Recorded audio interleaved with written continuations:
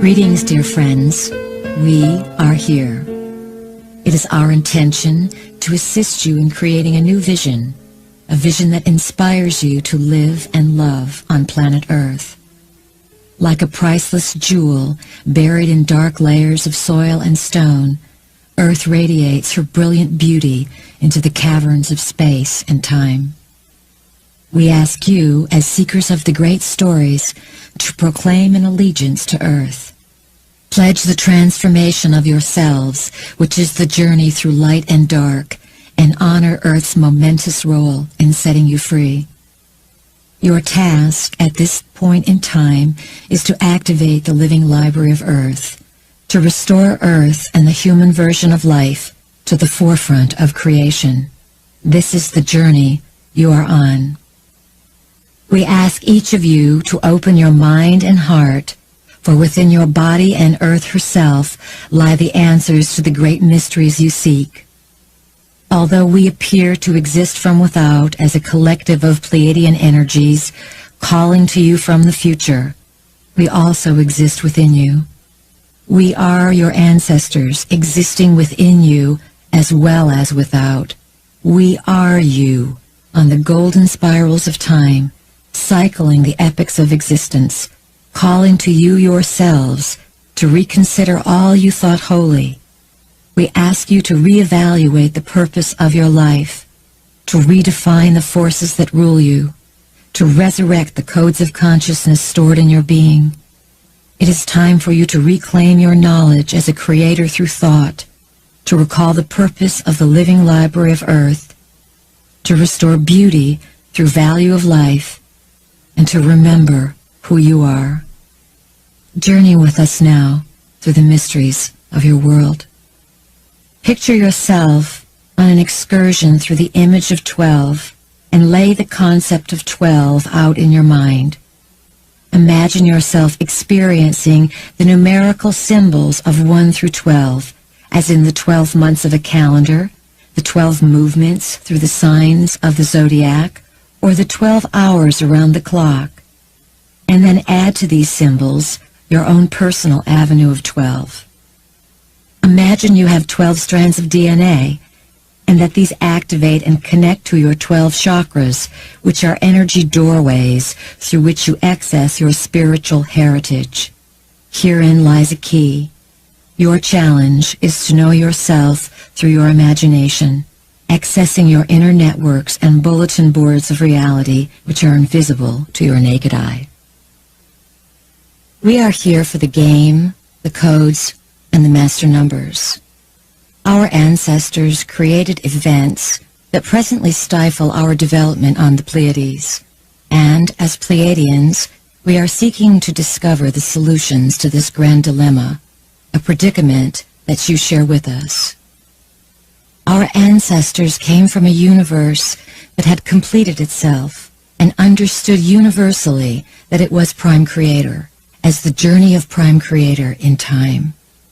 They came from a universe that had discovered its essence, creativity. By discovering that essence, they found out that they were creators. They came into the Pleiades because that star system would someday be able to help you at a most challenging time, a time when you would be ready to reconnect with Prime Creator. Our ancestors are also your ancestors. They gave their DNA to the original planners, and this DNA became part of the DNA of the human species. The plan was to create an intergalactic exchange center of information within your planet Earth. It was an extraordinary plan involving a beautiful place, for Earth is located on the fringe of one galactic system and is easily reached from other galaxies. It is our intention to assist you in coming to a greater understanding of the Pleiadian experiments that have been influencing Earth. During times of chaos and confusion, times when the human species was suppressed, various factions from our home system came to different locations around your planet and made very subtle openings. They worked with small clusters of consciousness to leave a glimmer of energy upon your planet. for many in the cosmos knew your planet was headed towards tremendous calamity and great suppression. Earth is in dire straits at this time, there is no doubt about it, yet great opportunity lies within this state of confusion. We applaud your intentions and honor each of you for choosing yourself to go into the unknown. We honor you for being willing to look at the portions of yourself, female and male, that for all practical purposes you have not understood at all.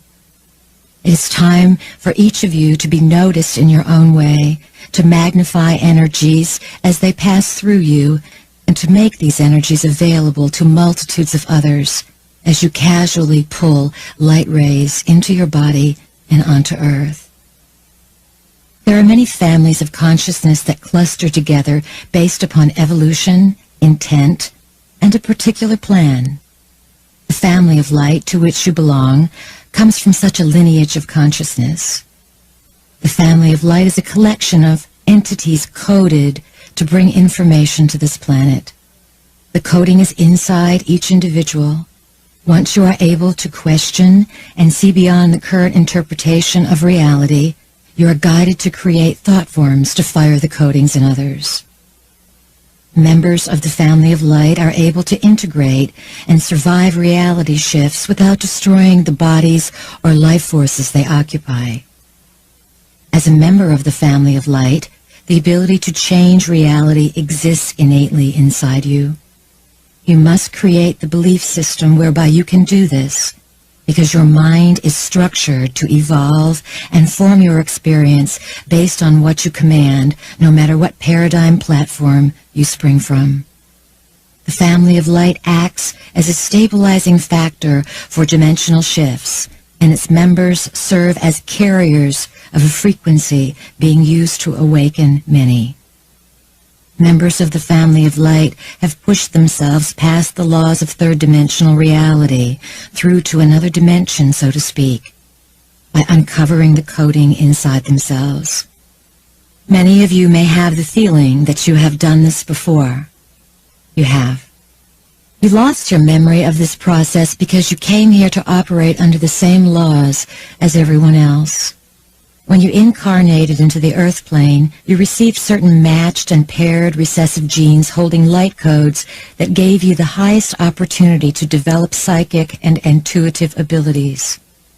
In addition, these genes carried some memory that separated you from others, even though you could not name it. With these powers and talents, it has been your task to build on your life and allow the momentum to lead you into something different than most humans.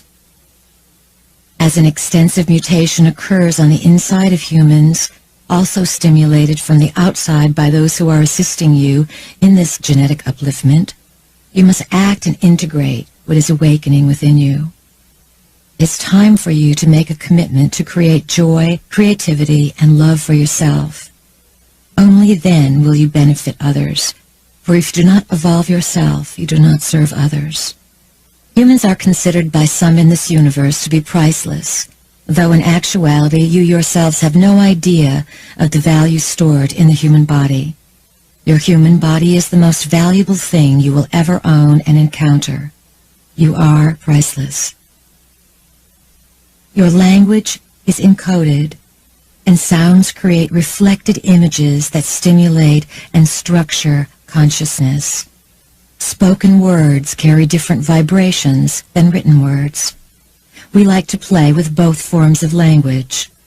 When we speak, our intonation has its own signature to it, and we use subtle variances with emphasis on particular sounds. When you come into our vibration, you are getting many, many instructions, triggering layers and layers of knowledge.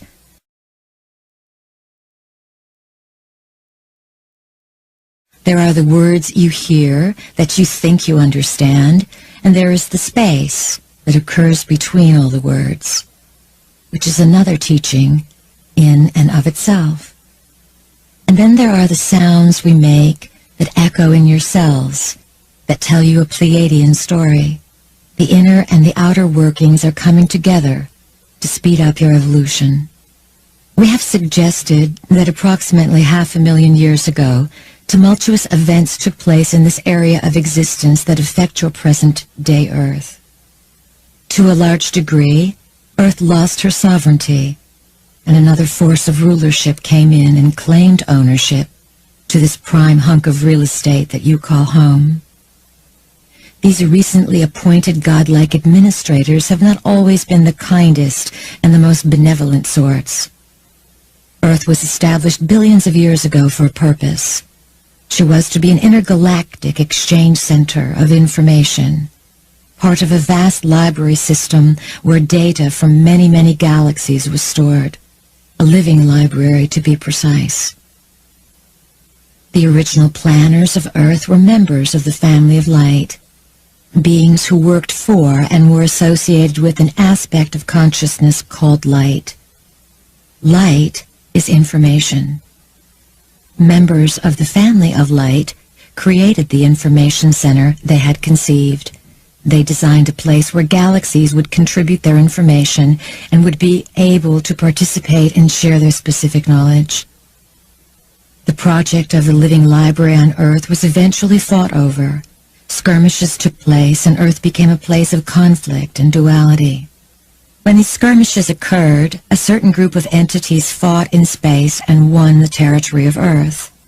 These new owners wanted the native Earth species to remain unevolved and uninformed, so that the species would be easier to control. The original species of human creation experienced great destruction, and its DNA was scattered.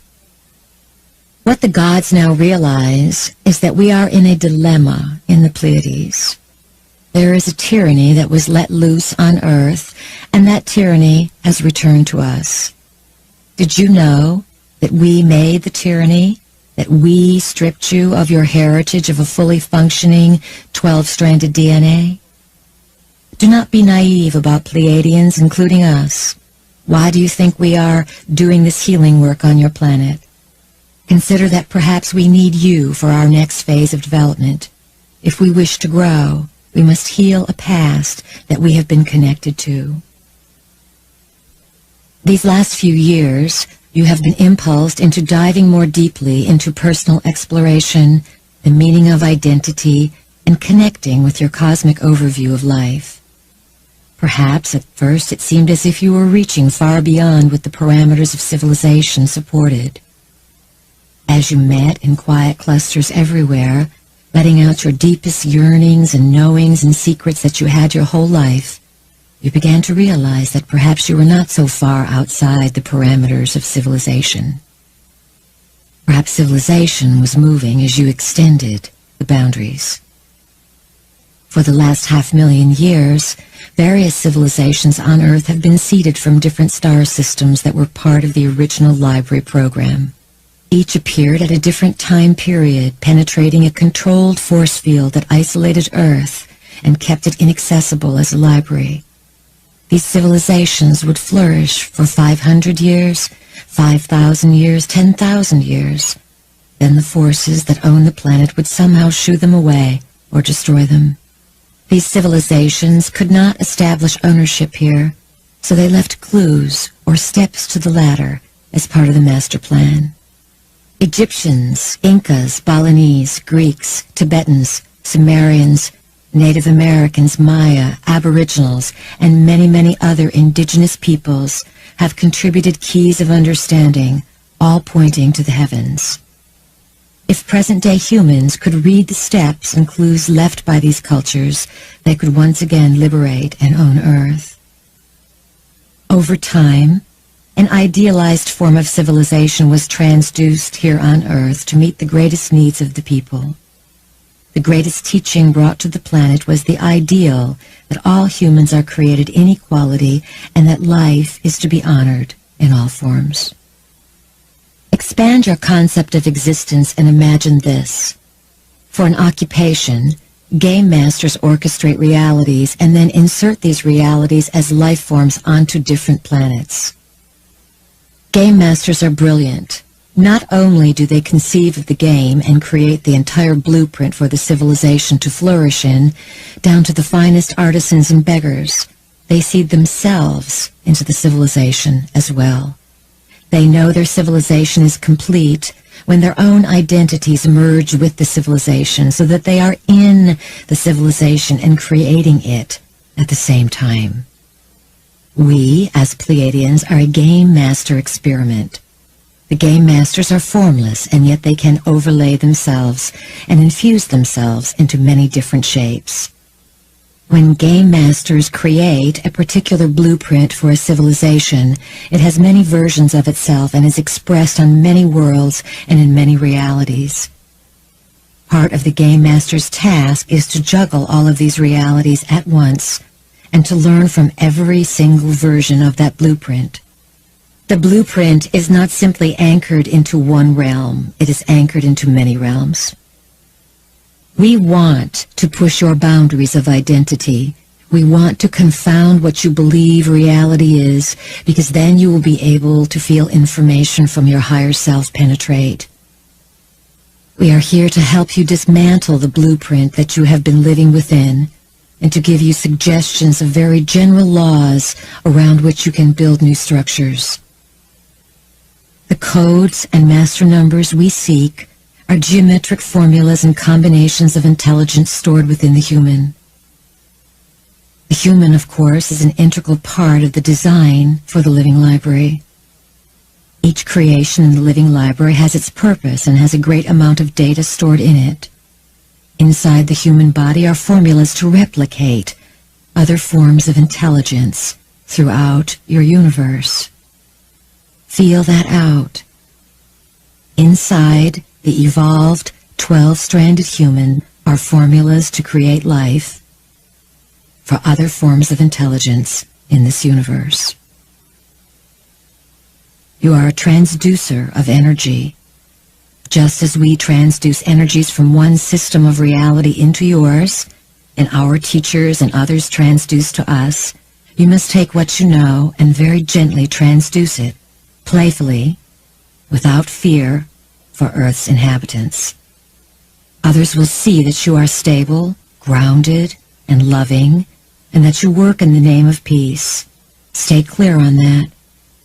Always adhere to the concept of peace as you reach for something currently unknown, and make friends with energies whose looks could frighten others. You are doing very, very powerful work. It is our intention that those of you who know us and are familiar with our energies have a lighter step on the planet and are able to live the keys that we share with you. We give you keys straightforwardly, and we trick you. We always trick you. It is wise that you learn to be a little suspicious of us. If you are not, you are a fool. Learn to have skepticism with all things, and learn that sometimes we have great reason for what we do, even though perhaps it is not apparent to you at the time. All we do is create imagery from which you can evolve. Do not hang your hat on our story. Listen to the stories of everyone, and then make your own synthesis. Figure it out for yourself. Every teacher on the earth plane at this time is offering you a clue. We offer you one clue. We simply have our own snazzy way of doing it. We have our own personality and our own agenda, and we know how to stimulate you, to get you to move and be uplifted. We know how to set you free, and that is what we are after. It is our intention to return the value of human existence to the forefront of creation. We work with very ancient beings called the Keepers of Time, who steer your universe. The Keepers of Time are the original instigators, the innovators of the living libraries. They are creations of the game masters. You must be, and we use your human terms here, very highly evolved in order to make contact with the Keepers of Time. Like the yogis and shamans of your world, the Keepers of Time possess ambiguous personalities. They are enigmas. Although they are known and respected, none know where they dwell, how to contact them, or what they look like. It is our fortune to be able to work with the Keepers of Time. They are our teachers, as we are one set of your teachers. The Keepers of Time have tricked us into discovering the living libraries. They have tricked us as well into figuring out how to activate these libraries, because the Keepers of Time do not want to lose their universe. The keepers of time do everything in their power not to lose this universe, because if your universe destroys itself before it completes, it will not fulfill its purpose. They see that it is headed towards destruction and separation, a separation that they, in fact, support. The separation that the keepers of time are concerned with is the separation of existing life forms from their essence. It is through this method that reptilian and other energies are creating tyranny. There are civilizations in space that are dying because they do not have access to the living library in the same way masses of humans are dying because you do not understand and have access to your own bodies. You are integral keys. The courage and faith that you have in yourselves will determine the course of experience for all of existence. As Earth moves into a place of balance and synchronistic union, she will create a geometric lineup with 11 other libraries that make up this library system. When this alignment takes place, the 12 libraries will create their own configuration of light that will reshape your universe, signaling connection, a certain victory, so to speak, for all of creation. You are linked to the 11 other libraries, and your task is to unite all 12, creating the spinning of the 12. Just as you are spinning 12 chakras to open and connect information inside yourselves, you're going to spin 12 libraries back into existence. The 12 strands of DNA and the 12 chakras have many parallel 12s that move with them. The story of 12 is quite profoundly expressed all over your planet. It is deeply embedded within the mass psyche of human consciousness and has been employed throughout time, in your terms, as a method to structure and convey information from one system to another. The story of 12 grounds the idea of meaningful existence into your world. The earliest use of the ancient teaching of 12 was the concept of the zodiac, a narrow belt 18 degrees wide on either side of the ecliptic, which is the apparent circular path of the sun around Earth. The zodiac was divided into 12 signs, with 12 houses, conveying knowledge about creation through the idea of interweaving and linking 12 significant parts. The zodiac was believed to be alive with memory, and it played an integral part in Sumerian, Hindu, Chinese, Egyptian, Chaldean, Greek, and Roman civilizations. Your 12 chakras are collections or pockets of energy where events can emerge. They hold memory and identity, and each corresponds to a strand of DNA. The first chakra stores your core identity. It deals with who you are and how you survive. It opens you to journey into yourself and the foundation of your core beliefs. The second chakra relates to creativity and sexuality. It opens the records of your beliefs and experiences in these areas. These first two chakras correspond with your traditional knowledge of 2 strands of DNA. The issues affiliated with identity, survival, sexuality, and creativity have challenged you for millennia. The third chakra relates to your solar plexus, your gut, so to speak. When open, it assists you to feel and intuit your way through life. In women, because of menstrual bleeding and childbirth, this area is often more active and regarded with great respect. Your will, power, and feelings lie here. The fourth chakra aligns with your heart, which, when opened, connects you to all of life. Compassion flows from this center, allowing you to understand the why and wherefore of what you perceive. The flow of compassion takes you beyond judgment, which acts as a trap to separate you. The fifth chakra is found in your throat, opening the great gift of vocal expression through which you speak your truth. The sixth chakra activates your third eye, stimulating your ability to see beyond the confines of 3D. The seventh chakra is at the crown of your head. When open, it connects and circulates spiritual energies to your cranial area. Once stimulated, the pineal and pituitary glands, as well as the hypothalamus, play active roles in linking you up. The 8th chakra is in close proximity to your physical body, anywhere from a few inches to a few feet above your head. It relates to the invisible realms outside your body. The 9th chakra is outside the Earth's atmosphere, perhaps as far away as your moon, connecting you as a steward and watcher of Earth.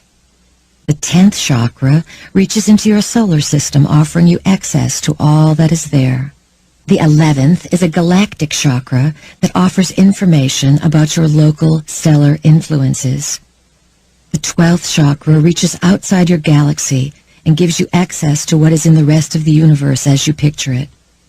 In general, you do not have access to information outside of your universe at this time because your body is not evolved enough to handle it. One day, you may evolve there. However, at this time, you have agreed to take on conscious evolution here on Earth, to become a radio station, broadcasting a tone or frequency that everyone else can handle. The Living Library is not simply a historical record. It is an entire library of knowledge from which anything can be created.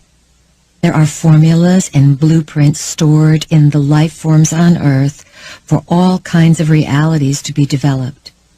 Other libraries located in various sectors of the universe store their knowledge in light forms or collections of molecules that you would not even recognize.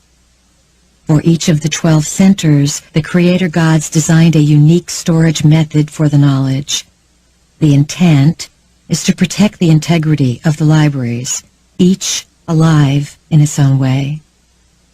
Ideally, each of these 12 libraries creates an electromagnetic alliance which houses a stupendous shift in realization. The 12 together create the opportunity for a brand new harmonic for all of existence as you perceive it. Once this energetic geometric relationship is set into motion, the living libraries are designed to send forms of wave particles through space, creating a new method for your universe to access itself. When these universal highways are connected as grid lines, information and energy will suddenly open a system of existence that was never there before. In your reality, you are constructing information superhighways that broadcast what is occurring on Earth, sending it out as an energy shift everywhere. Eventually, you will realize this shift in your body as it truly becomes the superhighway to life. Many members of the family of light will become guides to those who will match you frequency for frequency and love for love. You will bring about a merging through love that will create a new ownership and direction of this place that you call Earth. Remember that Prime Creator is in all things. So part of the true purpose of the Living Library of Earth is to blend and merge consciousness so that you may experience and access the magnificent knowledge that is stored here.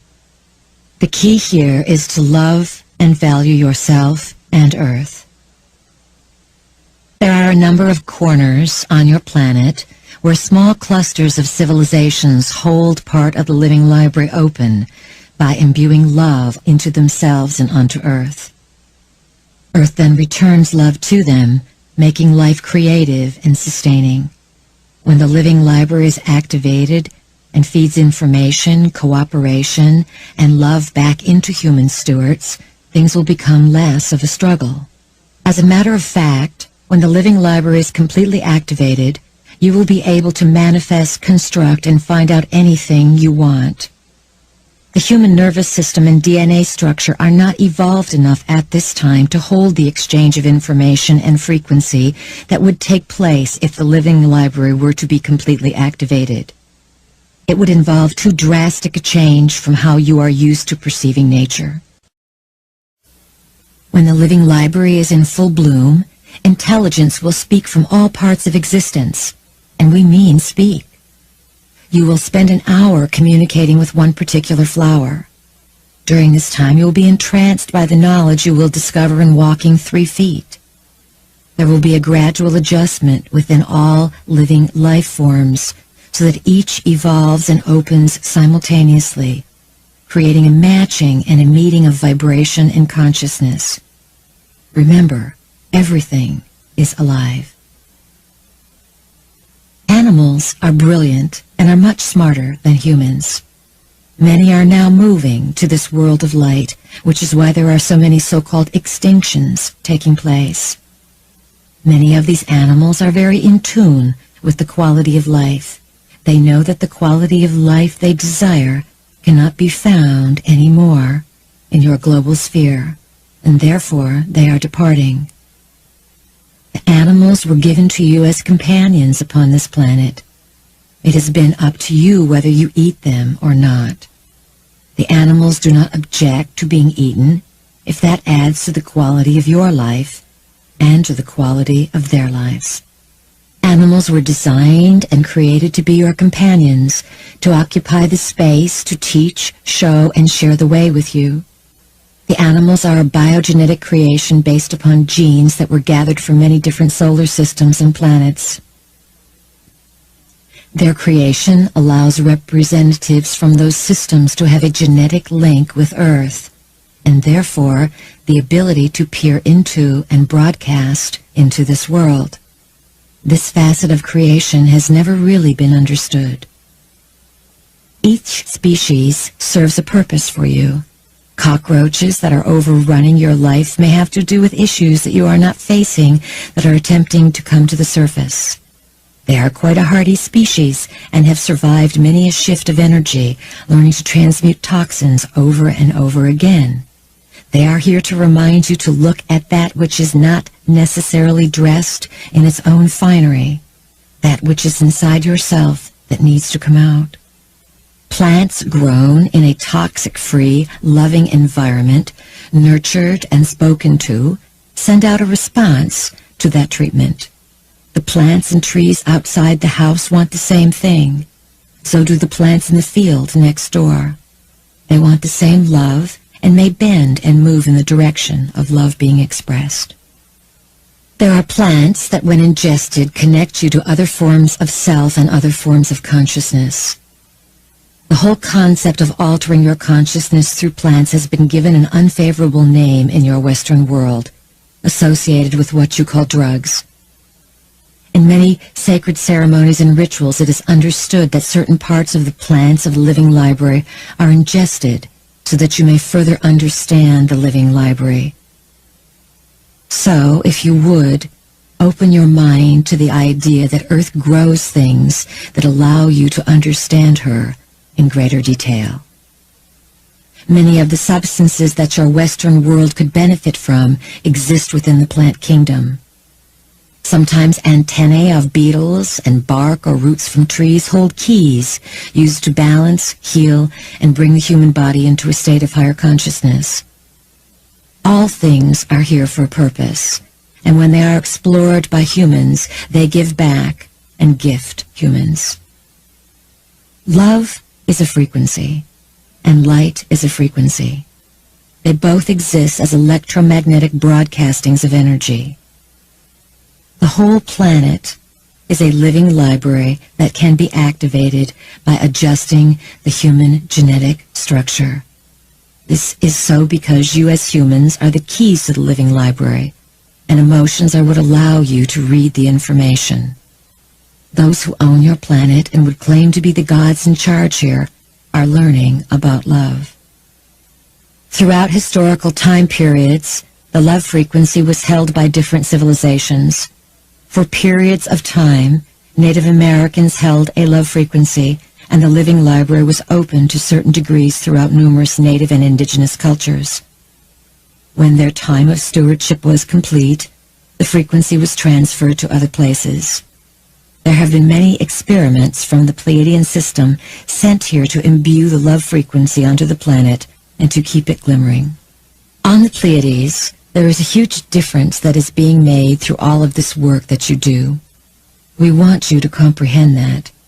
This is an exchange, not a one-sided event. It is open-ended. The changes that are evident in your lives have corresponding effects elsewhere as a result of your clear intent and investment of energy. It is our intention and deepest desire that you live to see and feel these effects, to know your multidimensional selves as spanning the worlds of both Earth and the Pleiades. We are the intermediaries, those who open the gates, make introductions, and show the way. A gigantic force of intelligence awaits, stating, "We want to meet the humans. We want to work with them. We want to be involved with this project." And we have said, "Hold up. You can't flood into their lives because they are fragile. You must be patient until they get to the place where it will be easy for you to meet." We want to assist you in redreaming the living library, making it into a new place with a new form of vitality. There are a few places where the living library is already activated. It is not just that the land itself is alive, it is necessary that human consciousness translate and work with the aliveness. That is what makes the living library, because it is through you that the living library is accessed. A living library without humans is incomplete. You are the essential component within the living library. We would like each of you, as you walk on earth, to speak to the blades of grass, the grains of sand, the petals of flowers, the butterflies, the insects, the ants, the birds, the bees, the ferns, the leaves, the drops of water, the dew, and to state your presence. State, "I am here. It is my intention for you to release to me what knowledge has been stored within you as a living form. I am now here to receive it, to translate it, to understand it, and then to transduce it out to the rest of the planet. I am desiring to activate the living library of this planet." We would like that to be your living meditation and intention. Allow the land, the living library that is alive with the love frequency, to move into your body. Earth is alive and holds the knowledge you seek, and your consciousness affects what Earth reveals. All people who penetrate and discover the realms of the unknown and the domains of the mystics have unique experiences and interpretations of reality. Humankind is coded, and as you evolve, you follow a pattern. Your blueprint leads you into a concealed library of knowledge within you. The gods who formed Earth planted devices called chronometers that measure the evolution of human consciousness. When enough people awaken and trigger the chronometers, new data is opened on the planet. The mass consciousness is suddenly opened because enough people on the planet are able to follow their blueprints and respond. When you visit ancient sacred sites that you call power places, you experience electromagnetic formulas for higher consciousness. You often pick up what you left there thousands of years ago for you to reclaim. By journeying to these places, your body is exposed to these energies and accesses the blueprint along which you can evolve. The ancients built temples and megalithic structures in particular places to utilize the accumulation of energy in vortices. Each of these sites had a specialty. The great stone circle of Avebury in England was used as a dimensional doorway for various star systems, particularly Sirius, the Pleiades, and Arcturus. The stones were placed in a specific configuration that used light as a key to draw these stellar energies to Earth. Thus, an exchange of information was possible through a human-Earth stellar link-up. Such sites offered the energy of fertility, and couples would journey to make love at the sites in order to conceive, creating lives energized and characterized by the vortices. Other locations were designed as broadcasting stations, as calendars, or as oracles to read the future and expand reality. When you enter sacred sites and intentionally imagine your chakras as doorways of energy, opening to your personal memories, the sites become activated. Imagination is the most powerful force available to humankind. The ancients had the ability to feel the abundance of energy in these locales. They tapped into and used these enhanced places where lines of energy joined forces and there was a merging and meeting of dimensions and other worlds. If you never get to go to a sacred site and you spend time only in your backyard, you are not going to miss out. The intent to open your memory banks and to activate collective memory, plus your exposure to the frequency of materials and artifacts from others who have been to these places, are all you need to experience your own awakening of the energies. Since the early 1980s, crop circles have become conspicuously abundant in and around the Wiltshire and Salisbury Plain areas of Great Britain, where numerous stone megalithic structures remain to this day. Mysterious markings appear as if by magic in the grain fields throughout the English countryside. They are synchronistically aligned to the sacred sites of Stonehenge, Avebury, and Silbury Hill, all widely recognized as places of celestial attunement.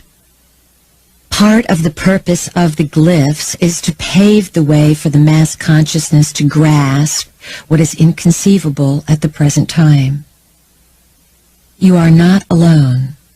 The complexities of the markings will become more pronounced as the glyphs accelerate your awareness of other life forms. Ancient prophecies speak of signs upon earth and signs in the sky. There is a plan within a plan within a plan. There are friends in the sky and beyond, orchestrating layers of influence over and above what you can conceive of now. There are combinations of forces within the crop circles, and you will see them as light geometry dancing around in the air. The glyphs create shifts that will bring data to you.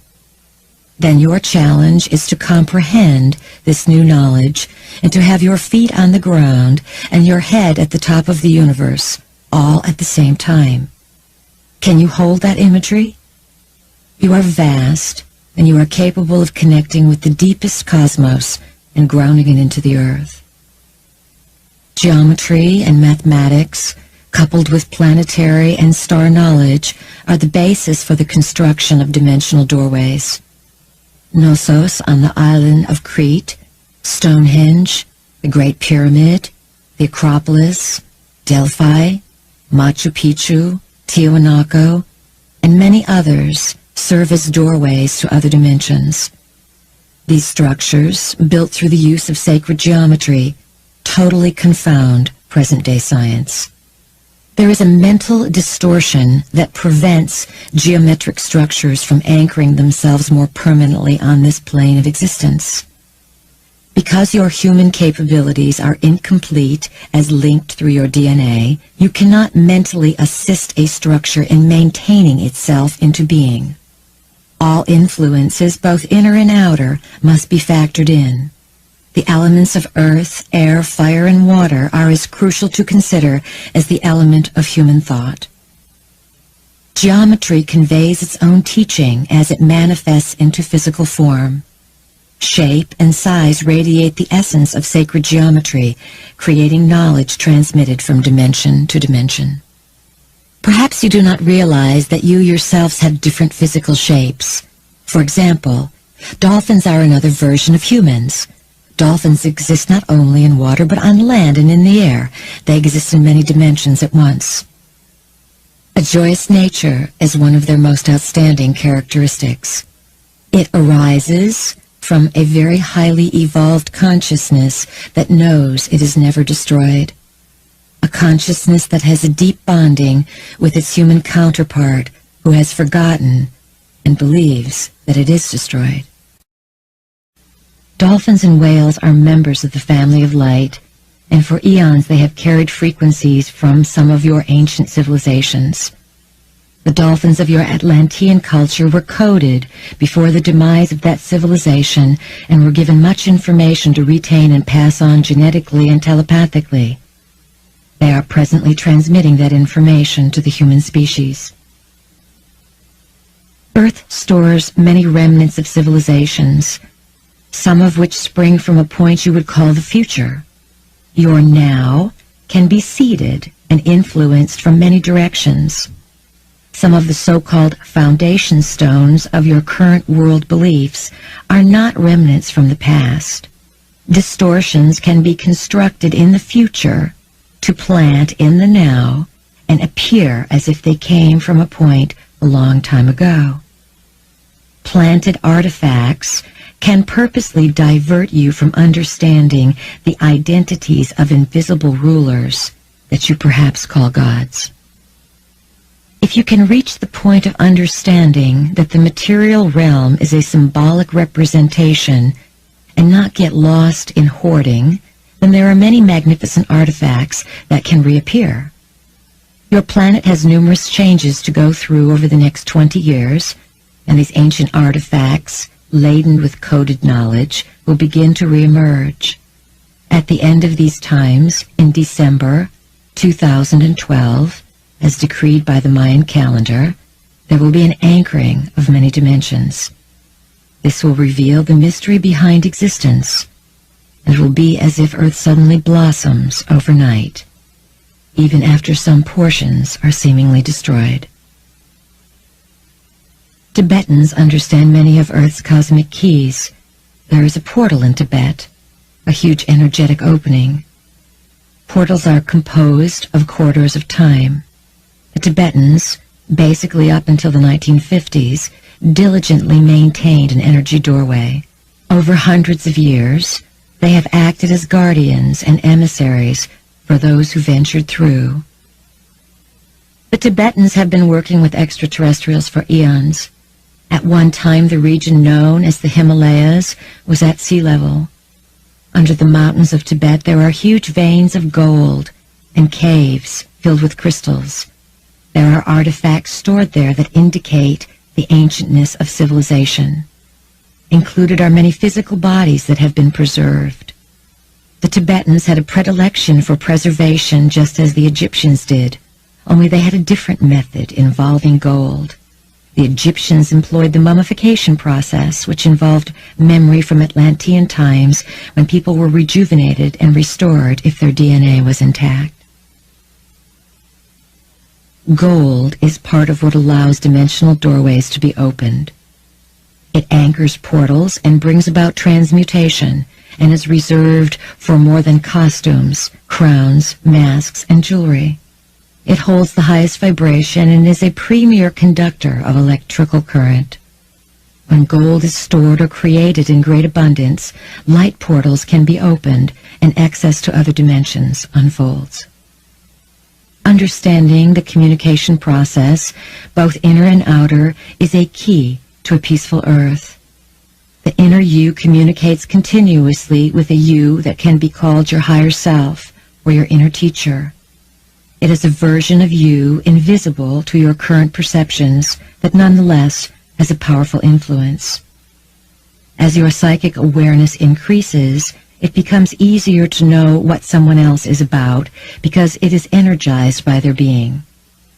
You are able to read energy as your communication skills expand to consider new ways in which to translate meaning. A form of communication that can free you from the traditional interpretations is toning, the process of allowing sound to move through you, playing you like an instrument. Toning is a key to releasing stored knowledge. It unlocks a doorway and allows information to flood into your body. In this age of information, you are steered away from the natural sources of gathering knowledge for yourself. You have been sold the idea that television is a great source of information. You damage your own consciousness and the potential that your consciousness has when you give over your time to television. You suppress your imagination and do not use one of the greatest gifts you possess. It will be understood centuries from now how in the later half of the 20th century people were induced into dazed states and made to behave, to be asleep, and to be sick through television. Reconsider what you've learned about life and choose to listen to nature's broadcast, the voice of Earth, as she speaks. You are on assignment throughout all of your days. It is what you have agreed to do as part of your essence. When you are on the journey to know yourself, there are many paradigms from which you will break free. These paradigms are like boundaries and fences that you have not realized surrounded you. Ask for a grand enhancement of your identity and learn what it is to feel expanded, to experience yourself on many levels of perception. Most of all, learn what it is to trust the process. In your wildest dreaming, you cannot currently imagine where Earth is headed. The masses are entranced by a world of facts, encyclopedias, television, and newspapers, and the multidimensional anomalies have not yet penetrated your plane of existence too deeply. When they do, things beyond what you can conceive will begin to occur. As a journeying entity, you were called and impulsed to explore Earth as a place within the solar system that serves to stage life and as a home for ancestral codes. Earth is a birth house where life is created and experienced. Recollect for a moment the idea that the game masters are parents of civilizations by means of conceptualization. They create and hold thought forms and then proceed to distribute untold plans to draw meaningful life into their creation. They experience the web of existence as a force and field of unlimited awareness that is intelligent and responding. Perhaps you are aware of those who watch over your home and experience it as a place to visit and play with reality. This is your recognition of yourself. You are becoming aware of yourself as a game master, experiencing Earth as a native within your own creation. Recollect the concept of the game masters creating civilizations, then becoming immersed within their own construct of reality, only to awaken to this knowledge. Earth, in terms of time, is quite ancient, and there are stories concerning her that have long been buried and hidden away. Sumerian records hold numerous keys for expanding an understanding of your ancestral lineage. The records maintain that for eons a caste of celestial characters with multiple agendas graced the stage of Earth. These ancient records recall a time, hundreds of thousands of years ago, when two ruling brothers, Anki and Enlil, were in charge of the Project Earth. These visitors, called the Anunnaki, came to Earth from the heavens and played God. They created what they wanted on Earth based on their own intentions. Their purpose was to experiment with life and create humans to dwell on Earth.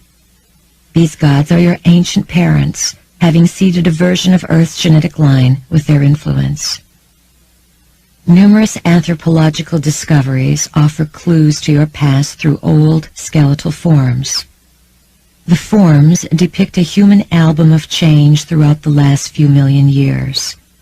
These archaeological discoveries portray what your scientists call stages of human development or evolution, assuming that human life was the same everywhere. In actuality, gods created various experiments employing the genetic material stored here in the library. A prime characteristic of this particular area of existence is the exploration of what is possible. Most crucial for you to consider is the concept of the gods as parents. Consider who they are as well as who you are in relationship to the stellar energies that are asking to be recognized. The Sumerian culture, considered by most experts to be the cradle of civilization, flourished about 6,000 years ago in an area called Mesopotamia, located between the ancient waters of the Tigris and Euphrates rivers in modern-day Iraq and Kuwait. The civilization was rediscovered in the last century. The area where it thrived is a political hotspot in late 20th century Earth, where war and many disruptions of power and value of life persist. The Sumerian culture was directed by those who came from the stars, the stellar reptilian ancestors. They were establishing a civilization once again, creating one more experiment to look at what could be done with the biological forces of Earth. The reptilian race, or Lizzies as we affectionately call them, are an integral part of your ancestral line. They are an awesome, ferocious, and gracious collection of consciousness, for they are many things combined into one. These reptilians are important for you to understand as aspects of existence that connect you to the deep taproot of your own heritage, your past. In order to grow further into understanding yourself as a blossoming entity on the wheel of life, unfolding into the story of 12, it is essential that you understand your home, your roots, and your genes. Understand that the reptilian energies are creator gods. They are master geneticists who assisted the original planners in designing the living library. They are an ancient race and are very advanced in creating sentient biological forms. They were some of the prime instigators in putting together the human species on this planet. They learned their craft from the ancient ones. As master geneticists, the Lizzies know their trade. They are highly skilled in genetic organization and manipulation. They far surpass many brilliant beings in their ability to genetically adjust life. So in the vastness of existence, the reptilian families are known to be creators and are responsible for organizing the genetic structure of life forms. Memories are buried in your cells, and you are not quite sure what's there. Feel your body and imagine your spinal column, chakras, and 12 strands of DNA as a tree of life growing upward. At the bottom of the tree there is a serpent, like a taproot, connecting you to Earth. Imagery will help you get in touch with your reptilian ancestry so you can have a neutral look without labeling anything. Visualize the serpent energy climbing your tree, rising up your body, electrifying you. As a member of the reptilian family, serpent images trigger cellular memories of the gods who made you, showing you that you sprang from the serpent and that the serpent brings you life.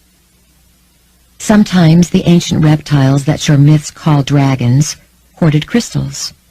Crystals are senders and receivers of information. Many of the highest civilizations were anchored by reptilian energies who had access to the human blueprint and carried this human blueprint from another system into this one. The reptiles did this by bringing a tremendous amount of crystalline energy and hoarding, collecting and storing it inside lairs or caves as underground bases of operation. Then they sent versions of themselves to the outside world as their representatives, very often in the form of snakes. It was the only way they could enter the outside world without being harmed. If they had come out in their dragon nature, the consciousness of the existing humans at the time could not have withstood the encounter.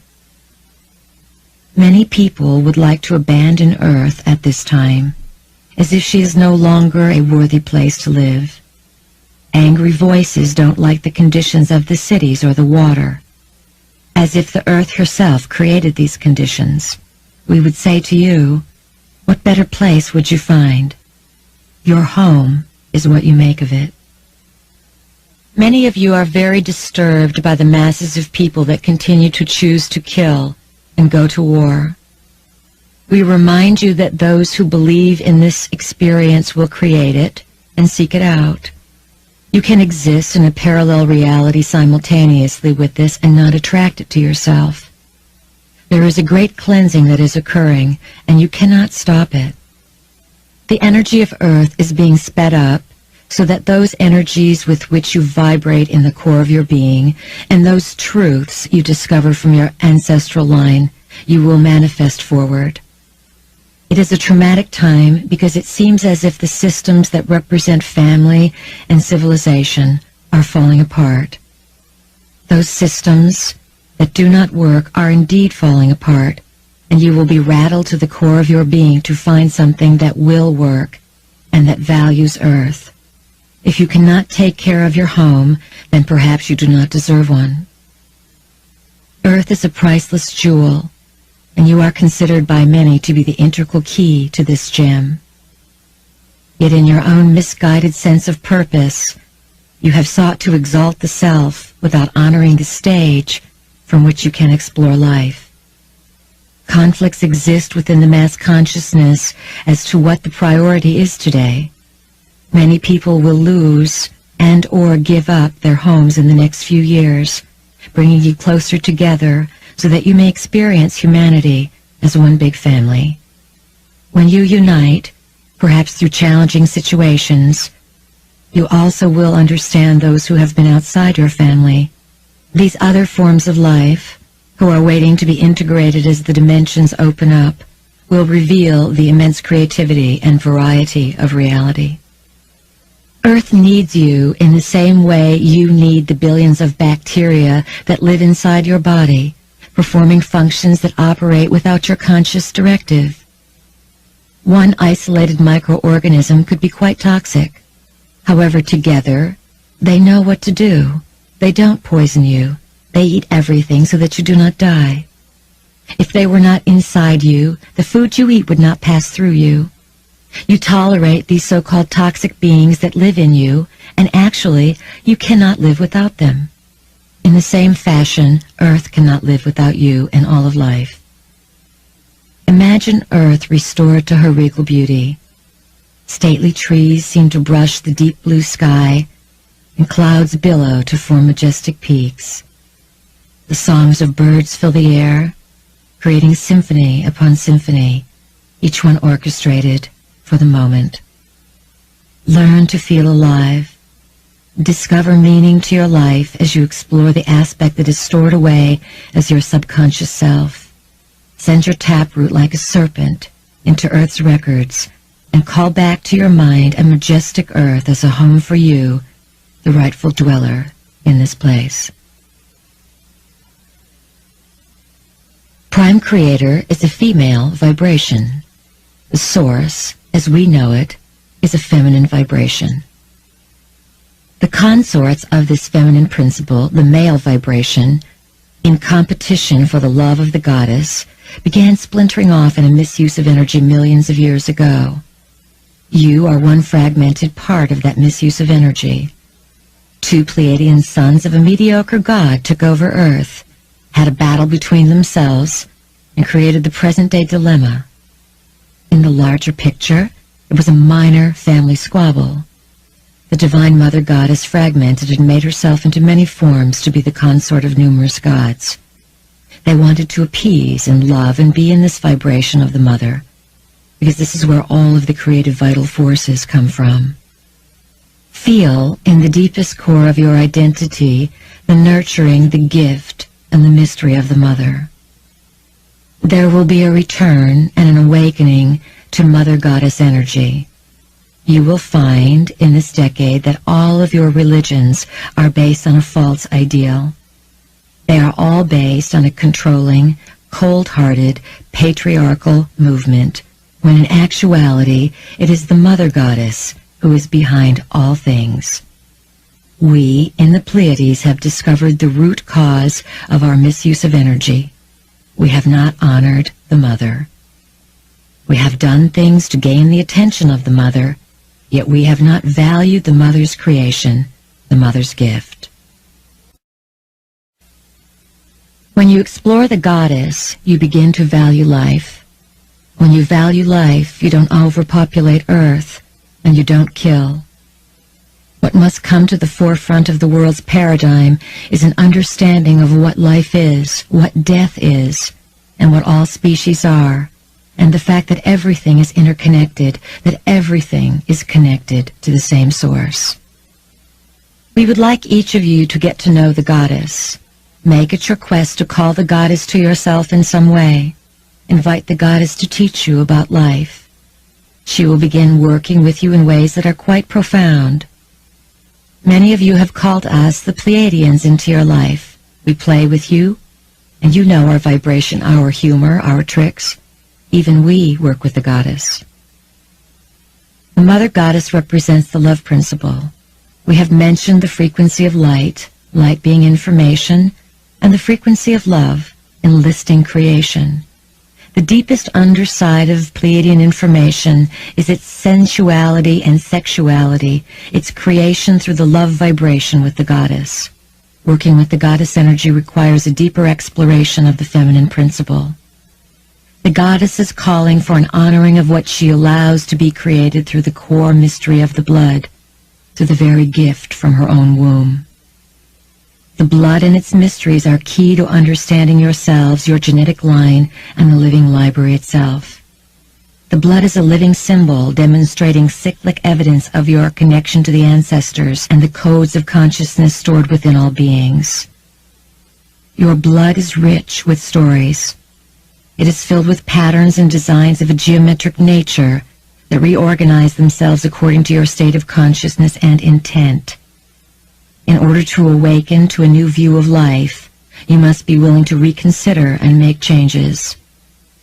Your thoughts are recorded by your blood. They are imprinted with a distinct font according to your feelings, and then radiated outward for all worlds to read. You are the sum total of yourself in physical form because of your blood.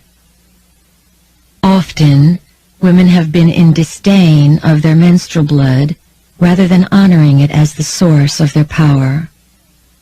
The blood carries the genetic code, and because the Mother Goddess is the source of all things, this is where the code comes from. It is where the story is hidden. Menstrual blood can be used to nurture plant life, to mark the earth, and to let earth know that the goddess lives again. Women, if you are still bleeding, become wise in honoring your body and your blood. Your blood is one of the highest sources of fertilization and territorial marking that you can call upon. Understanding the blood mysteries is key to connecting to the source of your power and deep inner knowledge. You can mark the land where you live with your menstrual blood. You might start out with the cardinal points, north, south, east, and west. Then over time you can continue to imprint earth, like a painter laying strokes on a canvas. You can dilute the blood with water, thereby increasing the amount. You can bless it and use crystals to hold the vibration. This process is considered to be marking the goddess territory. It will draw plants and animals that have a new vitality and that feel that they are one with the goddess.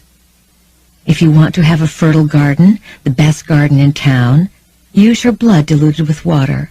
Your garden will flourish. You will find that your blood can accelerate the growth of food. It will accelerate many, many things. It is not a mistake that women bleed. It is one of the grandest gifts. It is the elixir of the gods. Aboriginal women save their menstrual blood in pouches and use it to heal wounds. There are many things that women can do with their blood. Some of you don't like the idea that you are women. When your bleeding occurs, you find it an unpleasant, uncomfortable, painful, inconvenient time and experience. Men often have no idea what goes on, so it is an awkward time for them as well. In the days ahead, contact the goddess, open your heart, and discover where the bleeding can take you and teach you. For within the bleeding process lie many of the keys to bringing the goddess back onto the planet. There is a need to return to the sharing of power through partnership.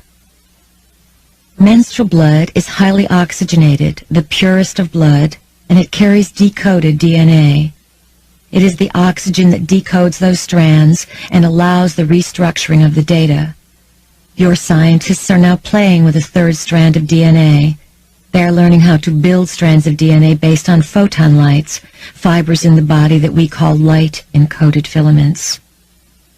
The energy of the goddess is moving rapidly, ready to work with those of you who are willing to remember her call. Her instructions are to honor your bodies and earth and your sexuality, because it is through this process that you are all created. We know that some of these ideas make you uncomfortable, and that is why we bring them up. Embrace the fullness of your bodies and of what needs to be done, and get on with it. Work together, play together. Women, wake up and read the owner's manual of your bodies and discover that you own something valuable. Men, You own something as valuable as well, and this something called the body has cycles, rhythms, and patterns. It can do miraculous things. The blood is more mysterious to the male vibration because all of a man's blood is inside of him. It is not something he can see and feel each month like a woman can. War is one of the distortions brought about by the patriarchy in an attempt to give males the power of blood. Yet this blood is not the same. It is brought about by violence, by destroying life, by maiming and killing, with emotions or feelings stifled and suppressed. There is only one appropriate way for a man to take into himself the power of blood, and that is for a woman to gift him with her blood, to share her own elixir. There are many ways this can be done. For a man to eat fruits and vegetables grown with menstrual blood is one obvious way. Also, a man may be marked on the back of his neck or on the soles of his feet with menstrual blood. His body will absorb the knowledge contained within it. Having sex during menses in a bonded relationship is a very powerful way of sharing blood. This is a very ancient ritual, and we do not advise any random sexual exploits to share menses blood. It is a sacred and powerful act. Why do you think there has been such a taboo? Why were you steered away from the blood mysteries for eons? Perhaps because it would open doors of knowledge that the gods did not wish you to have. Blood contains the archives of personal, planetary, and celestial experience. When blood is experienced in a sexual union, you are flooded with waves of knowledge, much of it beyond your present ability to understand and integrate. It may take years for the profound knowledge decoded in your body through blood to unfold. The male counterpart of menses blood, of course, is sperm. Sperm, like computer chips, carries the code of intelligence for the evolution of consciousness. This is presently being measured by the degree to which the male vibration can remember and embrace the goddess. It is the sperm that decides whether a child will be a male or a female. The egg remains the same. The sperm makes these decisions. Sperm is the mother's story encoded in the male vibration and contains the interpretation of how the male remembers that story. In women, blood is the vibration of the color red. In men, sperm is the vibration of the color white. Mixed together, blood and sperm are another elixir. It has been the worst heresy to even think that men would touch women who are menstruating, let alone have sex with them, let alone mix semen with their blood, let alone taste it. Yet, far back in ancient times, when the goddess energy was understood, and when women were revered, this mixture was considered the drink of immortality for men. Men understood that when they drank menstrual blood or mixed their sperm with it, they became enlivened and invigorated. It was one of the keys to immortality. When a woman goes through menopause, she experiences a pause. If she is able to hold on to that pause, something transforms inside, and she comes into a place of wisdom.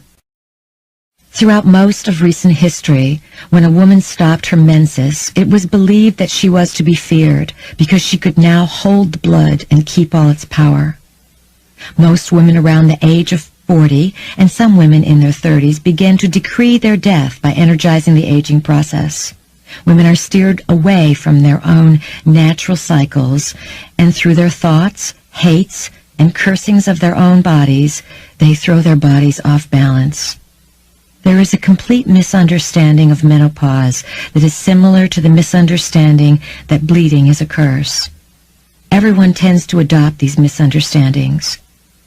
There is a great gift in menopause, and there is nothing that is lost at this time of life. It is a time of tremendous gain and flowering, the very opposite of what you have been told. Often, men who have vasectomies fear their own sexual power and believe they have no control over their bodies. The symbolic representation of vasectomies states their sense of powerlessness, that their sperm and penises do not do what they want. The fear of sperm creates a fear of the body. Those who have vasectomies also speed up difficulties with their prostates, for shutting off the flow of sperm creates difficulties in the body. We do not recommend vasectomy. We recommend that you learn how to use your bodies rather than condemning your body's functions and creating detours. Be open to a sense of wonder as you reconsider your sexual beliefs. To be alive is to know the goddess. Look for this force in yourself and in everything around you. Say, "Show me, goddess, who you are. I want to meet you." When most of you thought of Prime Creator as a male personification, you had no problem. Now, to switch to female, some of you can't conceive of it. Life comes from the female vibration. Eve did not come out of the rib of Adam. That tail served to empower the male vibration, which desperately needed to have some kind of identity during the fighting of the goddess culture. We are seeking a balance. If you look around, you are male and female, and all stories of your identity and creation thread the truth of both forces together for you. When you seek balance inside yourself with male and female, in the ideal, you will draw to yourself a partner who is balanced in the same way. Inner balance means that you are your own source, and that your next step is to pool your source with another in order to feel and become a bigger source. Not that you necessarily need a mate. However, your natural process is to build something together, to put your keys together as male and female aspects. These aspects correspond to physiological aspects that convey you into the spiritual and emotional realms. The goddess, in her compassion, allows. Embracing the goddess energy within yourselves will bring all of you to a new understanding and valuing of life, and a new and deeper love for all of creation. Embracing the goddess will open the living library to you, and teach you the secrets held deep within the bosom of Mother Earth. For who is the Earth Mother if not the goddess herself? The evolution that you are now going through involves the process of building and integrating a light body. Your light body must be tempered, exercised, and stretched gently, bringing it into its own awareness. Clarity concerning who you intend to be in your reality is one of the prime keys in building your light body. Your light body knows that it creates through thought and links you to the fabric of creation. Through your light body, timelines open, accessing multi-layered dramas, and your challenges gather force as you face a seemingly uncharted and yet familiar territory. You are connected to all of existence, and your evolutionary leap is to make sense of this new awareness and to put it to use in your now. Matter is simply light that is trapped. As you build your light body, a reorganization of your molecular structure occurs, loosening your grip upon materialism in order that a spiritual understanding may guide your day-to-day life. It is only through spirit that you can gain any understanding of what is happening to your world. The building of your light body allows less trapped matter to combine as light and become you. This offers you freer expression and allows you to seek your source. You will literally see changes in your body. It will become more vital, more beautiful, stronger, and more capable of performing events. It will become the processor of multitudes of information. To prepare for this energy, sit quietly, close your eyes, picture your body filled with light, and imagine the light flashing and cleaning your cells. Then ask all parts of your body to work together in their idealized forms. If your body works together inside yourself, then it is much easier for you, as an individual, to work with others outside yourself. Those who are sick inside often don't work very well outside. Attend to the inner mechanisms of your body, visualizing what you want. Within your body lies a force of power called Kundalini, a serpent-like energy that dwells at the base of your spine. Acknowledging And calling this force forward facilitates the merging and bundling of your light body. This force also helps maintain your stability and groundedness with the increased electromagnetic shifts. Traditionally, Kundalini uncoils itself and electrifies your body at around 40 years of age. By this time, you are considered mature enough to house this kind of power. For most people, the power is so profound that they go downhill from there and begin to age, rather than rejuvenate and put the great creative electrical force to use. As cosmic energy comes onto the earth plane, there are millions of you who are now increasing the opportunities to reinterpret what Kundalini can do. It is the force of your lives, and you pulse with it. This energy may be utilized to heal, for when it builds up in your hands, you have the hands of a healer. Many of you would be very surprised if you peeked a few years into your own futures and saw the so-called unexpected, including what you will be able to do with the energy coming out of your hands. There are individuals now who are able to hold their hands together and make a piece of paper catch on fire. This energy in the hands is going to amplify in each of your lives.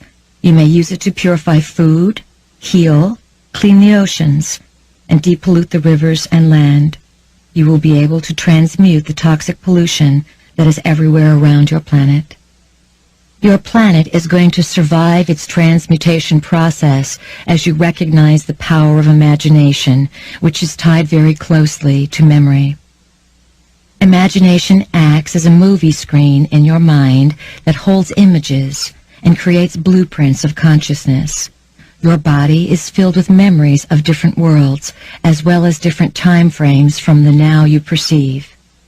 As Earth evolves, you'll become capable of pulling up these concepts and blueprints and finding the teachings in their purpose, as well as their significance to your now, based on what you know. Bringing memories of other times and places into your current reality unifies the significance of your life. It creates a healing by helping you understand the purpose of self-inflicted wounds. One of the most important keys we can give you is this: love yourself, honor the vehicle that you occupy, and act as if you are priceless. Act as if you lucked out and received the best thing possible, your body. Honor Earth as well with love and respect, for it is here on Earth that you stage your fanciful dramas. Love yourself and Earth on your ride through the universe, and your journey will be lighter. Sex in 3D can provide the energy through which you can emerge to higher consciousness. It can lead to an essential part of your multidimensional development. Sometimes it is difficult to hear about sex because you hold on to judgment of traumatic events that you are ashamed of or that you feel bad about surrounding your sexuality. Everyone has something stored away concerning the sexual parts of themselves. To a large degree, there has been a plan to influence you to feel shame about sexuality in your body. This has kept you from discovering your power, purpose, bliss, and freedom. As your body takes on and integrates the new energy, memory will be awakened in you. Utilizing nature is one of the best ways to get in touch with remembering. Sitting out in nature, watching nature, being in idleness, being in the now, and letting the now expand into the ongoing, spontaneous, synchronistic moment, the ever-expanding now. Activating memory involves disengaging yourself from all the shoulds you have piled up for yourself. Are you busy running nowhere? Do you truly lead the most meaningful life that you can? Do you await the approval of others, forever a shadow of the power of radiating your truth? Please do not hide from yourselves or from others. Live. Memory is like a pool or a mirror inside your body, and it needs to be replenished and refreshed with the reflecting ability of water. Water is what enhances memory in the physical body. Kundalini fires the codes, activating the light-encoded filaments and bringing them into light. These tiny fibers are filled with information, and Kundalini moving through your body gives you the opportunity to own your own memories. Emotions are the sum total of your wealth as a human being. Emotions trigger the inner pharmacopoeia, your body's personal drugstore. In the drugstore of your body, you are the pharmacist. You write the prescription according to your emotional response or reaction to events. Your emotions create a corresponding chemical release inside your physical form. The endocrine system, which is responsible for the chemical responses to your emotional choices, will evolve. New chemicals will be produced inside your body that will help you change. Choosing a different way of receiving or translating reality will trigger inner doorways to open and produce substances that will take you into the higher realms. The plan of intention is for human beings, based on the increase of light, to evolve into multi-talented beings. Some people are operating on 6 to 8% of their brain capacity. Someone who is using more of their brain, and Einstein, for example, is using at best 15 to 20%. Ask yourself these questions. What is the other 80% of my brain doing? Why is it dormant? What is not hooked up?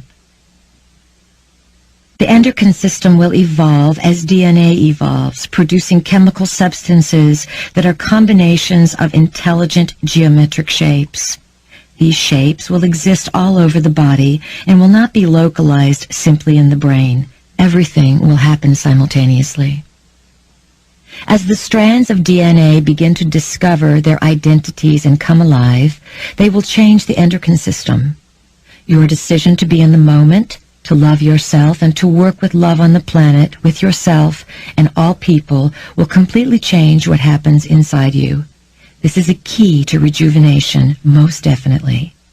Be willing to experience yourself, your life, and your body as your own creations. Your thymus gland is pivotal in sending the signal to your body to hold the pattern of rejuvenation. Your thymus gland shrinks the older you get. It shrivels up. It is like the gatekeeper at the base of your neck that regulates what comes from above and what comes from below. Your upper glands, the pituitary and pineal, as cranial temples, are inactivated. They are basically dormant. Your thymus gland does not continuously remind your body of its idealized blueprint because it is not getting the messages to do so from the temples in your head. This is because your temples have been disconnected from the full strands of DNA. Your thymus gland will return to its own vitality when it receives the message that your body has done its preparation and that your consciousness is ready. If you think in terms of life expansion, some of you have barely begun your work. Others have training that is going to implode you into the next shift. Your work is a gift to the planet, a gift to civilization. Your hypothalamus can be thought of as the gatekeeper between your physical body and your outer chakras. Its time has not yet come. In your present stage of evolution, you cannot comprehend its function. Yes, it does regulate the body's temperature and flow of water, and water is the essence of your life. We always encourage you to be around water, to be in water, and to use water because water enhances the function of your hypothalamus gland. It keeps it lukewarm for when it needs to get heated up. The time will come to further explore the hypothalamus. With all the fuss about a healthcare system in your United States, we remind you that health is free. The true cost of healthcare is a few moments of your time to develop the right attitude about your body. You create your health or your disease, and you don't need anyone to tell you whether you are healthy. First of all, when you are in touch with your body, when you take a shower or wash, you can feel and know your level of well-being. You know if you are in a state of health or not. You may choose to worry and distrust your body. If you worry about your health, then you will create something. Your body follows the images you instigate. The more compassion you have for others, the quicker mass consciousness will change. We are asking all of you to play this heart game much more often than just when you have spare time. Make a commitment to have your heart open, and see that it stays open, and that you use the heart energy of the Mother Goddess. This will make all the difference, because it is not just your heart that is involved. It is the heart of the Goddess. However, the Goddess needs your heart to open to have her energy move through you. As energy increases on the planet, blocks in your physical, mental, emotional, and spiritual bodies are magnified. Unexpressed feelings and ideas create obstacles to the flow of energy, whose purpose it is to connect you. You must help the process by being responsible for who you are. Wherever you have a prejudice or difficulty, I don't want to know that. I hate this about myself. I don't like that. You can trust that the magnifying glass will be put over it. You will squeal and squirm until you get it right.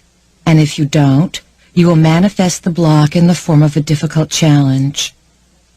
Everything is intensifying in order to teach people about responsibility and maintaining a clarity of purpose and intent.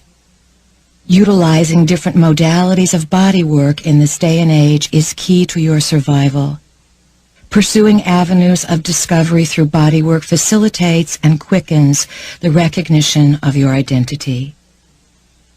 There is a great humor in highly evolved energies, especially those who work with the love frequency. It can be recognized as a trademark. With energies you encounter, make certain there is an expansive sense of humor, for laughter is a key to freedom.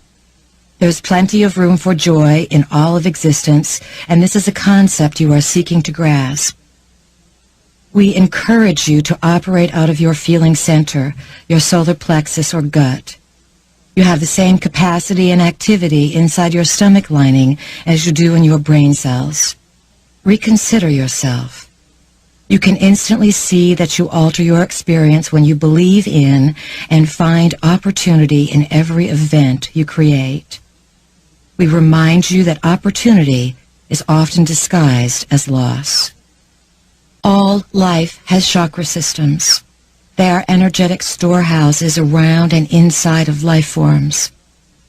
The chakras connect the internal workings, the physiological third-dimensional operations, with the multidimensional, etheric layered goings-on. They bring energy from the non-physical realms into the physical, if utilized properly. All forms of life have these energy portals as doorways and places where they can be refueled. What each form of life does with its refueling is within the blueprint or the DNA of the form of life itself. As your DNA is being reordered into a new expression of itself, the frequency or identity that you carry is speaking something on a non-physical level. Every place you go, you carry the mutating energy that announces itself. Your consciousness announces itself to all life forms. Maybe those who are next to you in a shopping mall or a restaurant are not quite aware on a conscious level of who you are. However, when you take a walk in the woods and fields or go into the oceans, you will see other life forms around you that are much more aware of who you are. They change their response, and their DNA changes because yours is changing. Through you, all of nature becomes more available as the living library. You, as human beings, are the library cards, the keys to the living library. All the information stored in Earth's library is accessible through you. You were designed to be merged with, influenced, and emerged through.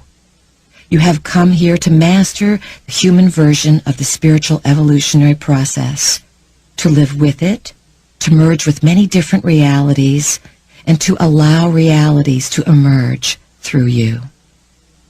As humans, your job is to own and take care of the living library. In the past, Those who wanted to experience the living library would, with permission, look out of the eyes of human beings. As they looked, the humans would become the gods and goddesses in charge, the tour guides of this reality, so to speak. At one time, humans on Earth held very honorable and highly evolved positions. You had glorious, vibrant forms emanating energy and light. Just as chefs have specialties in food preparation, humans had specialized ways of experiencing the living library and accessing information.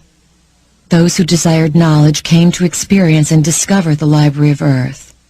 They merged with humans, who served as library cards into Earth and all her majesty. Becoming one with other energies and allowing them to look out of your eyes in order to experience more was a divine purpose. Humans made themselves available for this process. There is glorious information that is desperately needed in existence, and it is stored here on Earth. As the reorganization of light takes place on Earth, there will be a mass merging of beings who are very benevolent, very uplifting, and very loving.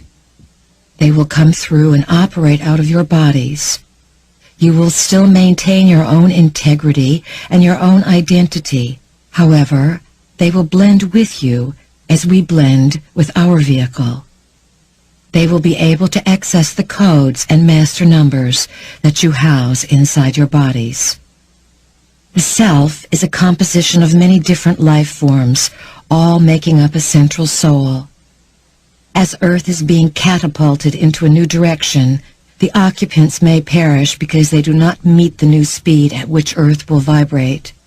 Or they will begin the changes that will prepare them for the ability to blink on and off into the various personalities that make up the collection of the soul. You are forerunners in this, and you are meeting the portions of yourselves that are the most imperative for you to understand. There are many of these selves to meet. You are game masters yourselves, those who orchestrated the re-establishing of Earth's freedom and the seeding of civilizations. These civilizations became alive and activated, and now you are living in one of the most exciting places and times of existence.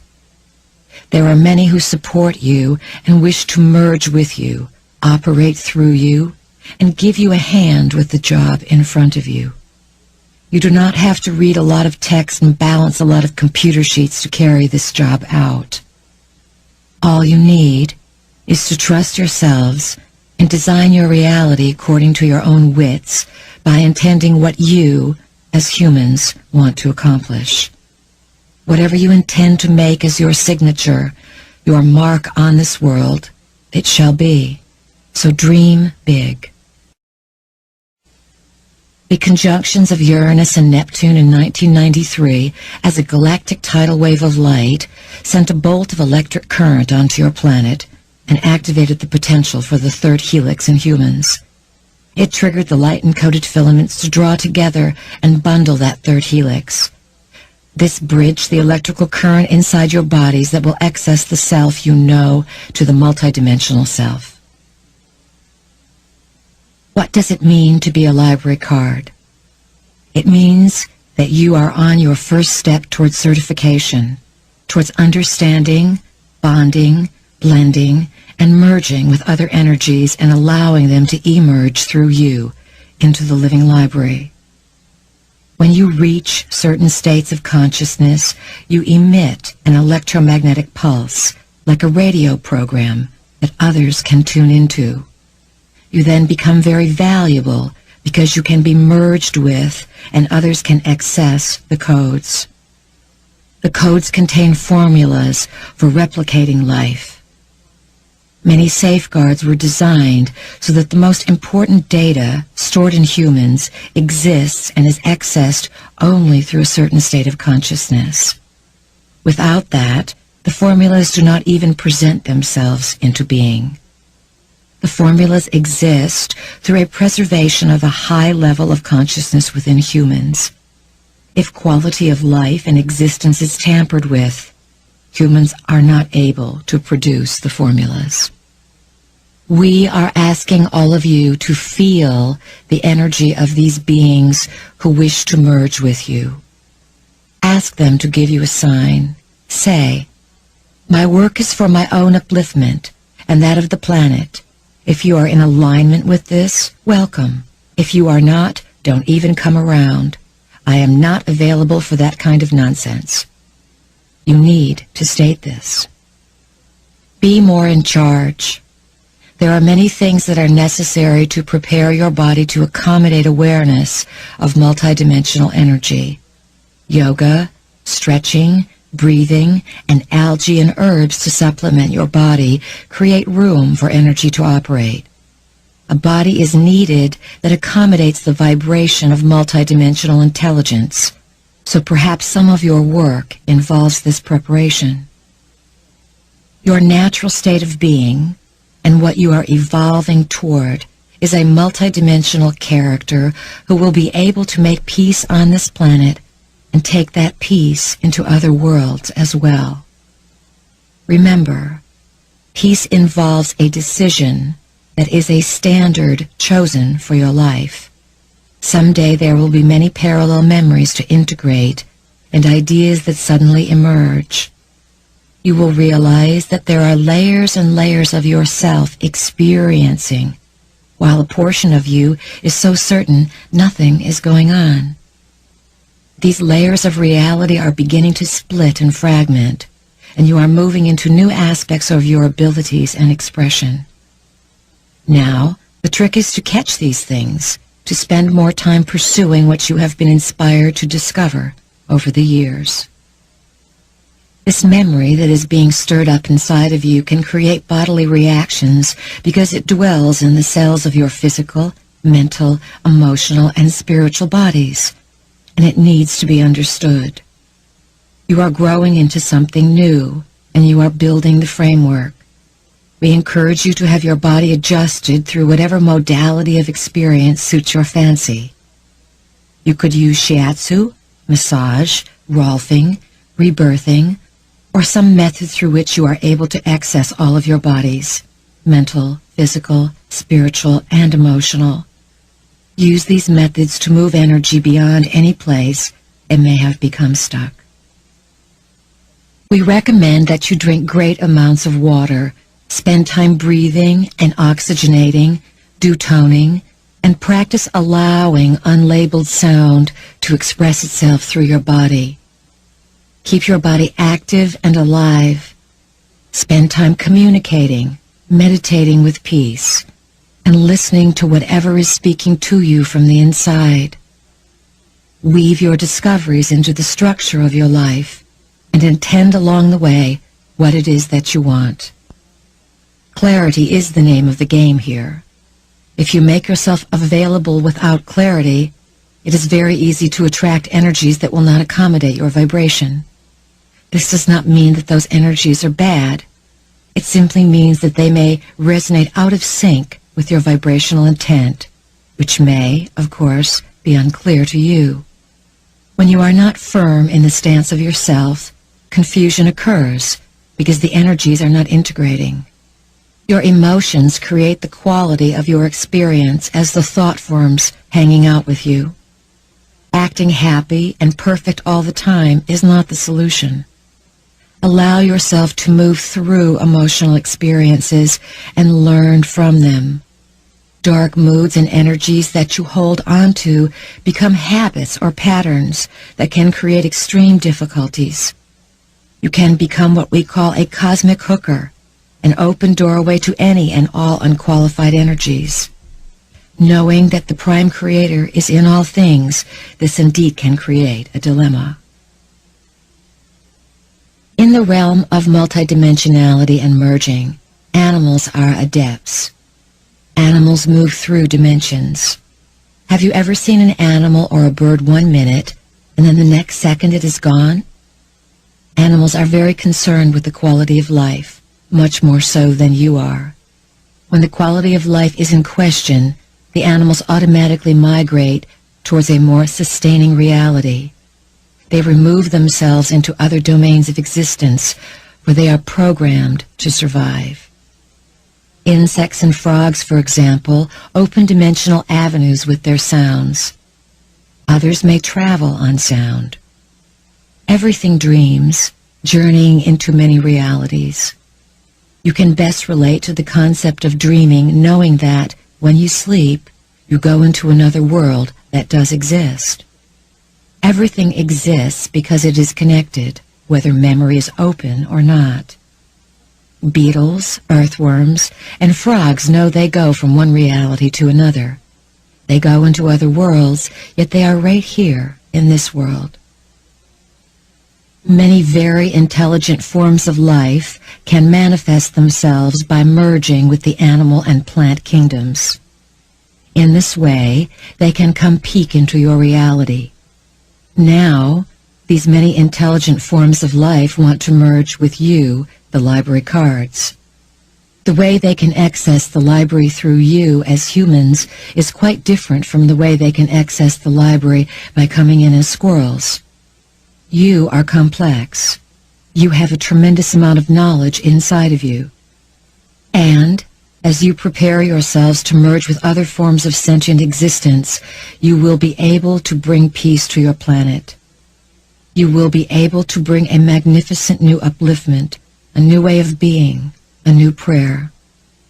It will seem as if it is coming out of you, and yet you will know that it is more than you. Understand that there is a great intelligence in all life forms, and the experience of all life is waiting for you. Open your emotional selves and employ the vital force of love as the key to your own spiritual evolution. The living library's doorway in your body is your genitals, and if you learn how to use this doorway, it serves as an opening into the records of time. Sexuality aligns your body into a state of healing and opens gateways to the stars. Sexuality in a bonded, loving relationship can be profound and take you into other worlds, revitalize your body, and remind your body of its most idealized patterns. Using sexual expression to regenerate yourself rather than degenerate yourself is the ideal you will pursue. Dealing with sexuality involves dealing with hormones. Sex excites the very core of your cells, and the light-encoded filaments become entwined with one another. In a magnet, the energies all line up and face the same way. When you become sexual and do the dance that starts in your hormones, your whole body lines up in one direction. When you and another individual are lined up, you are like the North and South Poles. Your body turns into a magnet. When you and another individual achieve a heightened state of electromagnetic force, you pull on one another and create a balance between each other. When you get really good at this, you will not even have to touch each other. You can create this web of love between you, and it is through this force field that your inner bodies arise and go into other worlds. We think sexuality is one of the most exciting gifts you have been given, and we want to guide you further along this journey so that you can have a better time on Earth. Love yourself and love Earth because they are one and the same. And that means every part of your body. You need to talk about sex. Make a commitment to accept every area of your body and to draw a partner to yourself who will honor every area of your body. Know that your partner will be wanting and willing to pioneer this glorious part of your God-Goddess force. You inherit the blueprint of every person with whom you have sex. So you have not only your own stuff to deal with, but theirs as well. When your body comes together with another's, your chakras are stirred and your kundalini is moved. If your kundalini is only moved into your lower two chakras, and it is not a full body infusion, you can have hooks into the other person's auric field, and they can have hooks into yours. This is why it is important to be very selective about who you are going to have sex with. Make sure, if you are going to go for it, that you have some kind of bond and commitment, and that you plan on working things out. Because in this day of accelerated time and sped-up energy, you can take on everything from someone else. Sex is wonderful. It is absolutely one of the most glorious gifts that you have as a human being to discover your identity. However, you must learn how to use it. No one has educated you on the ramifications of the energy link that comes from having sex with people. You may want to do a number of ceremonies or rituals with the intention of releasing people's energy from your field. Smudging is a very good ritual to clear your energy field. Churches all use it. Many institutions use incense or smoke of some kind to clear energy. Smoke is multidimensional. When you smudge, it is an indication you are taking a step to cleanse, clear, and release the energy so that there are no attachments. You may want to smudge your body and smudge your home. If you are a man, when you have sex you can learn to retain the sperm and not ejaculate. There are certain techniques to do this. Pressing on the perineum, the small area between the anus and the scrotum, holds the life force inside the body, and the orgasm changes. Humans have been tricked into having genital orgasms, which are localized experiences, rather than full-body cosmic experiences. If you think about how many bodies you are, you will realize that you can experience orgasm in all of these bodies. So as you reconsider and redefine how you are pleasured, you begin to experience different ways of receiving pleasure, and you move out of the locality of the genital area. There is also tremendous excitement that can come from looking into each other's eyes, exchanging the strands of DNA. This is the heart connection into the eyes of the soul, the heart of the soul. Of course you can close your eyes. However, a tremendous amount of eye contact changes the experience. You may also wish to work with your chakras, touching especially each other's heart chakras. Put your hand on the heart chakra of your partner and keep your hearts open. Perhaps you can change your focus during intercourse to not reach climax immediately. Have fun and build to the point just before climax, then hold that frequency, subside to a point, and build it again and again. Take some time with it. When you honor the process, spending hours doing so, because this creates a deep intimacy and the experience will last you so much longer. The rejuvenation or regeneration of the life force occurs when there are hours and hours of intimacy, with your eyes open and you learning to get your body to do what you want it to do. An orgasm is not a local event. There are people who can have their ears tickled and have orgasms. There are people who can have their wrists tickled and have orgasms. You can have orgasms when you dream. You can have orgasms when you are out of your body. The orgasm is misunderstood. You think it is a local event of the genital area. It is not. It is a cosmic event that has been interpreted to be localized so that you would miss the point. It is an ongoing pulsation of godhood and goddesshood, of pleasure and of connecting to the pulse of existence, so it can occur anywhere. If you were really tuned in to your sexuality, taking a bite of delicious food could send an orgasm through you if you were that free. It is the height of appreciating the divinity in all things. There is nothing wrong with masturbation. It is a fine practice if you learn to honor your body and the rightness of stimulating certain feelings within your body. Masturbate without projection, without shame, and without dragging varieties of unknowns into your body through thought. It is tricky, like everything. It is a fine art form, but it is not to be practiced solely as a form of release. If you are using masturbation to release tension, then you need to reconsider. If you have never masturbated, then how can you expect to have sex with someone else and expect them to know your body when you don't know it yourself? Sexuality will take on a whole different value and become one of the most important forces discussed as earth changes become more pronounced. As your society disintegrates, you will want to reevaluate everything. You will want to be close, to be committed, and to have a partner you can count on. As you become aware of life extension and understand about everything speeding up, you will eventually experience great movements of rejuvenation.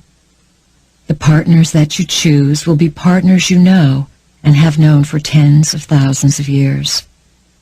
If you are female, you can help your male partner open up by accepting yourself and your own body, and by creating for yourself a standard about the kind of man you are available for. You will magnetize this kind of man because he will be willing to learn and change. The male vibrations, in general, are very confused at this time, not knowing for certain what their identity is. They are going to find out that they need to draw to themselves those who will integrate them into these changes. The more you can be stabilized in your love for your body and in your willingness to know what you want and what your intentions are, the easier it will be for men. One of the big taboos in your society has been oral sex. We've said that woman's substance of power is blood, while the substance of power for men is sperm. Sperm carries a tremendous amount of data, while blood can be likened to an elixir of healing, a source of life. Both offer revitalization and rejuvenation. When you share these substances while in a bonded, loving relationship, it is the ultimate in sharing your secret power. It is the ultimate in blending in your identities so that you can remember who you are and why, in this lifetime, you have come together. When you ingest these substances, you create a very deep bonding. It is like drinking or infusing the secrets and sum total of the individuals from whom they came. Again, we will state here that without the ingredient of love, you will never reach this exalted state of achievement. We suggest that couples who have sex have an intention around their sexual activity. This does not take the spontaneity out of it. It does not mean that you have to get organized and structured and make appointments and have all of this processing before you come together. As you develop intimacy, sexual activity does not take place only when your hormones are zinging. Sexual expression takes place continuously. As you walk into a market, you can carry on a conversation about your sexuality. You don't have to lock that experience into the bedroom, or when you are having a drink, or within certain little boxes of performance. You are going to be infused with this energy. It is part of what will train you about your divinity. It is essential. You have many things to look forward to in the sexual arena. Stay open, evaluate your present beliefs around sexuality, and explore your boundaries. Sexuality is your birthright and your heritage as humans. It is your gift from the gods. Time is a construct. On Earth, you have been under the assumption that the present springs from the past. We suggest that the present springs from the future as well. Time has many doorways through it, and the past and future both have their own validity and importance. This is all part of the ever-expanding now. The past, in its now, continues to influence its ongoing now. These ongoing nows continue to grow and mature, the same as their future counterparts. The assignment you are on involves changing your past as you spring from the future in order to create a different present. You are ruled by cycles and rhythms. A main influence that designs the pulse of life is the moon. Through the moon's cycles, and by the revolving of Earth on her axis and Earth's rotation around the sun, you make and define time. The moon, of course, in orbit around the Earth, acts as Earth's celestial companion on the cyclical journeys. Until the advent of electricity, these were the rhythms through which life was lived and defined for thousands of years. People could watch time pass. Day turned into night, and night turned into day. Time had distinctions. People could watch the seasons pass, and time was based on something that could be verified. With electricity came the breaking of these rhythms, where there could be light past dark. People began to use time differently, for functioning with light while it was dark heralded a radically different approach to the 24-hour day, because electric light provided more moments to expand into. When people first worked around computers, their concepts of time completely changed, and they could only handle so much of a distortion. Now that people are trained in computers, their altered time perception is passed on through the generations, and time is more sped up. However, the computer is a third-dimensional manifestation mirroring the collapse and distortion of time, and people fed the results of this into the mass psyche. This permits people like you to weave things together and perceive reality from a significant psychic viewpoint, a different point in time. The splitting of the second and the infusion of the computer heralded the technological boom of this century, completely changing everything and speeding your consciousness toward untold probabilities. The second and the moment continuously hold more events. Time has a variable now. It cannot be measured and clocked any longer. You can change, bend, and move time. As time collapses, new concepts, ideas, inventions, and alternatives are bombarding the mass psyche of the planet every few moments. Probabilities of the moment are awakening and expanding through your experience of self-realization. Because you have mastered an affinity to connect with intelligence outside the planet, collectively, the planet is beginning to qualify for a higher rate of intelligence and responsibility. Though it may appear your world is reeking with corruption, please be aware that both polarities are going on at the same time. Those who carry light are becoming very empowered, and in a few years you will be amazed at the force of these people, for they are you. One belief you have in common is your belief in a new version of reality in which people express their freedom with respect, harmony, and cooperation, and in which Earth and each form of life, animal, plant, mineral, and human, is valued. The Maya called themselves daykeepers. We call them keepers of time. They are associated, of course, with the Pleiades system. They are masters at going into and out of time events. They are also masters at creating time locks. They cordon things off so that events can be directly in front of you, and because of the time locks, you do not see them. Time locks keep your consciousness from perceiving simultaneous time. The keepers of time that orchestrate events are like balls of light with rays that travel into many different realities and directions. The Mayan keepers of time were able to anchor on Earth the data that would make sense to future generations because they were multidimensional. They could travel backward, forward, and sideways in time, and their civilization was based upon time travel. They left many clues to this story buried throughout the land of Mexico. Their now became more meaningful because it was their purpose to grow a now that would benefit nows outside of their now.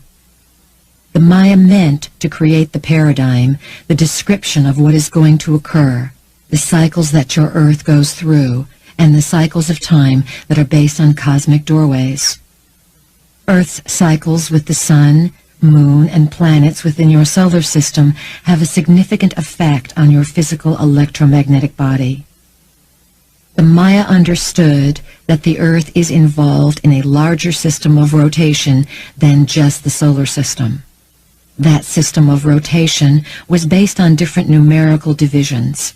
The Maya created and defined time in your system based upon their knowing that you were part of much larger cycles.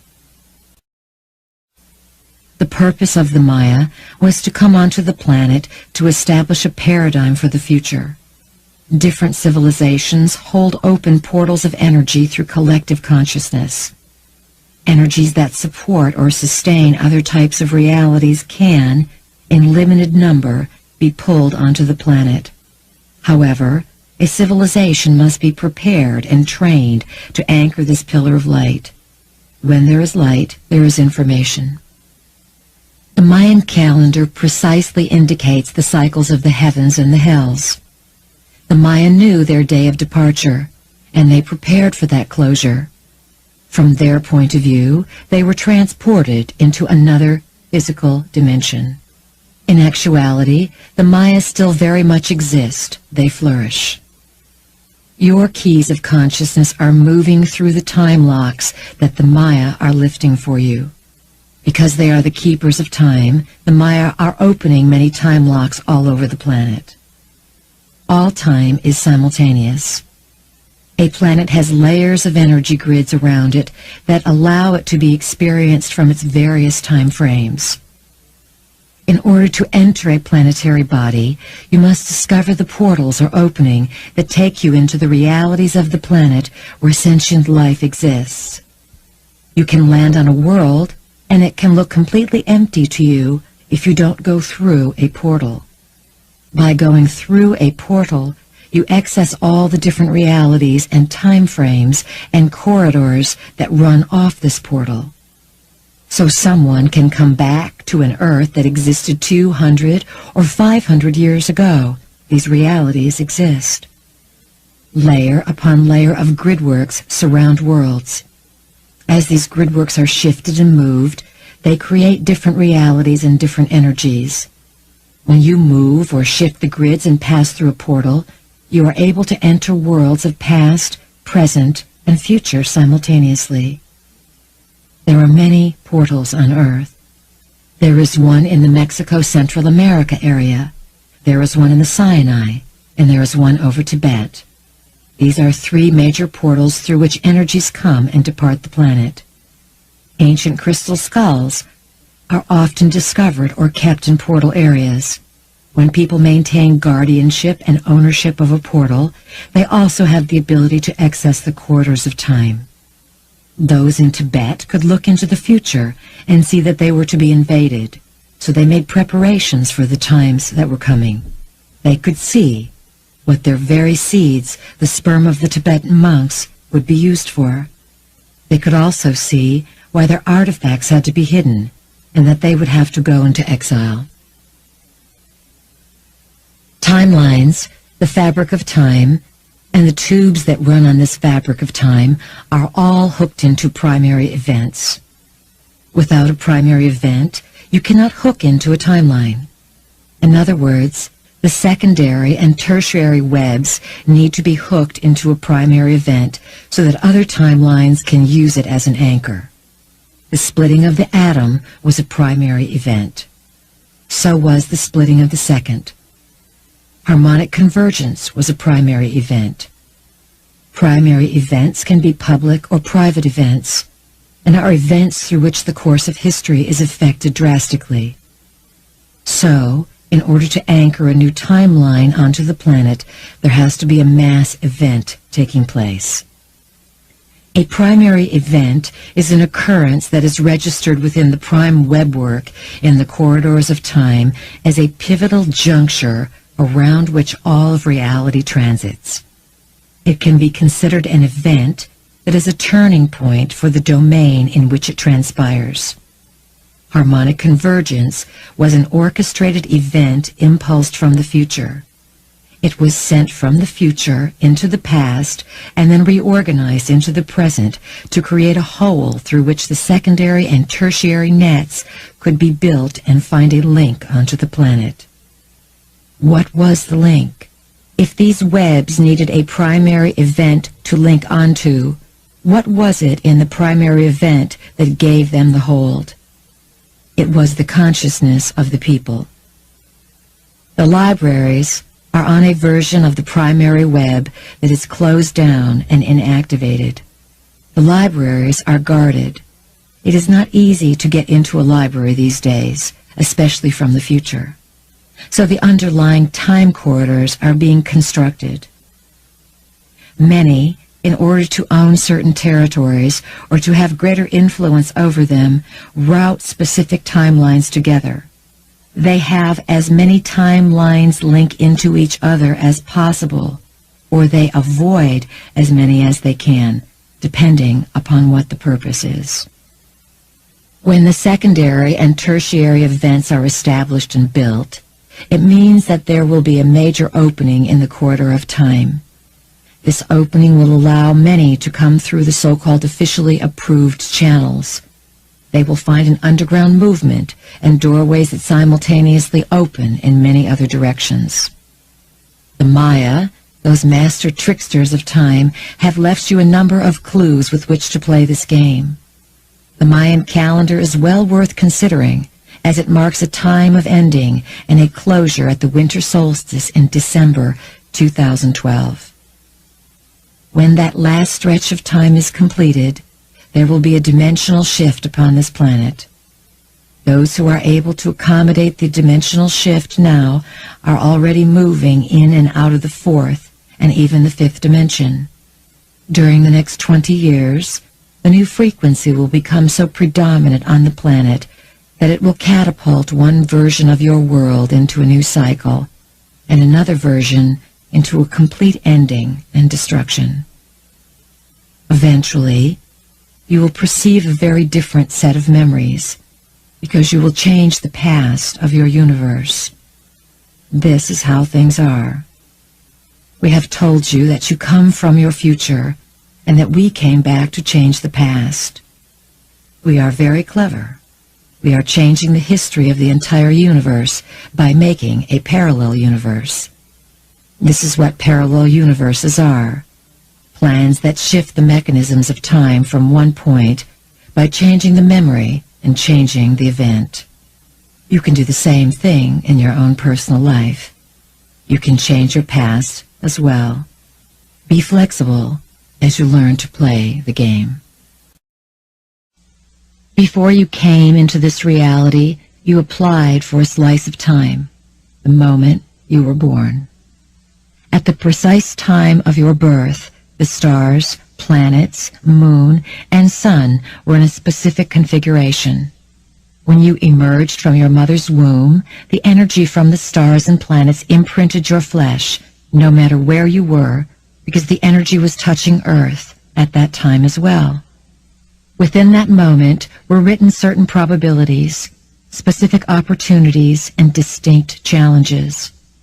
The language of the stars explains your world in a way that is helpful for you to understand the bigger picture. Everything is in geometric relationship to everything else, creating energetic patterns. You yourself selected a moment and a lineage, a bloodline that you were born to give you the opportunities that you assessed would be ideal for you to experience in this lifetime. You determined these experiences according to what you needed to learn based on what you had created, will create, and are creating simultaneously in other places. In 1993, you experienced what we refer to as the galactic tidal wave of light, which translated through a planetary lineup that created a pathway of energies. The galactic tidal wave of light can be understood through the two planets Uranus and Neptune, which came into conjunction on 3 separate occasions, in February, in August, and in October 1993, aligning and energizing the sign of Capricorn at 18 to 19 degrees. Each planet has its own identity, its domain of influence. Each planet is a sentient being, an intelligent force of its own. As these two forms of intelligence came together in the sky, they transmitted a combined beam onto Earth, affecting those portions of Earth influenced by Capricorn. Capricorn is ruled by Saturn, which represents form, structure, authority, limitations, and time. Among other things, Saturn has to do with rocks, stones, and crystals. Because these two planets joined in Capricorn, they mystified, electrified, energized, and changed the stone of Earth herself. On a planetary scale, the energy of this conjunction is leading you towards an opening of the feeling center, offering a solution to the building chaos. This flood of cyclic energy is responsible for the rapid mutation that will take place within the human species. You, as you exist here in this very moment, are changing or mutating through this energy, and your cells are becoming something different than they were. An alteration on a cellular level will catapult you into a metamorphosis in the spiritual dimensions. The earth changes that occur as a result will finalize the shift in consciousness that is needed to restore sanity, purpose of living, and meaningful existence to dimensions that are to be home here on Earth. The moon is a satellite that was constructed. It was built and anchored outside Earth's atmosphere as a mediating and monitoring device, a supercomputer, or eye in the sky. It affects all life forms on this planet beyond what you can currently grasp. In your history, there are references to two moons around Earth. You don't hear of this often, but there are those who know. At this time, the moon is quite controlled. Some people are gravely affected by mania and craziness from the moon.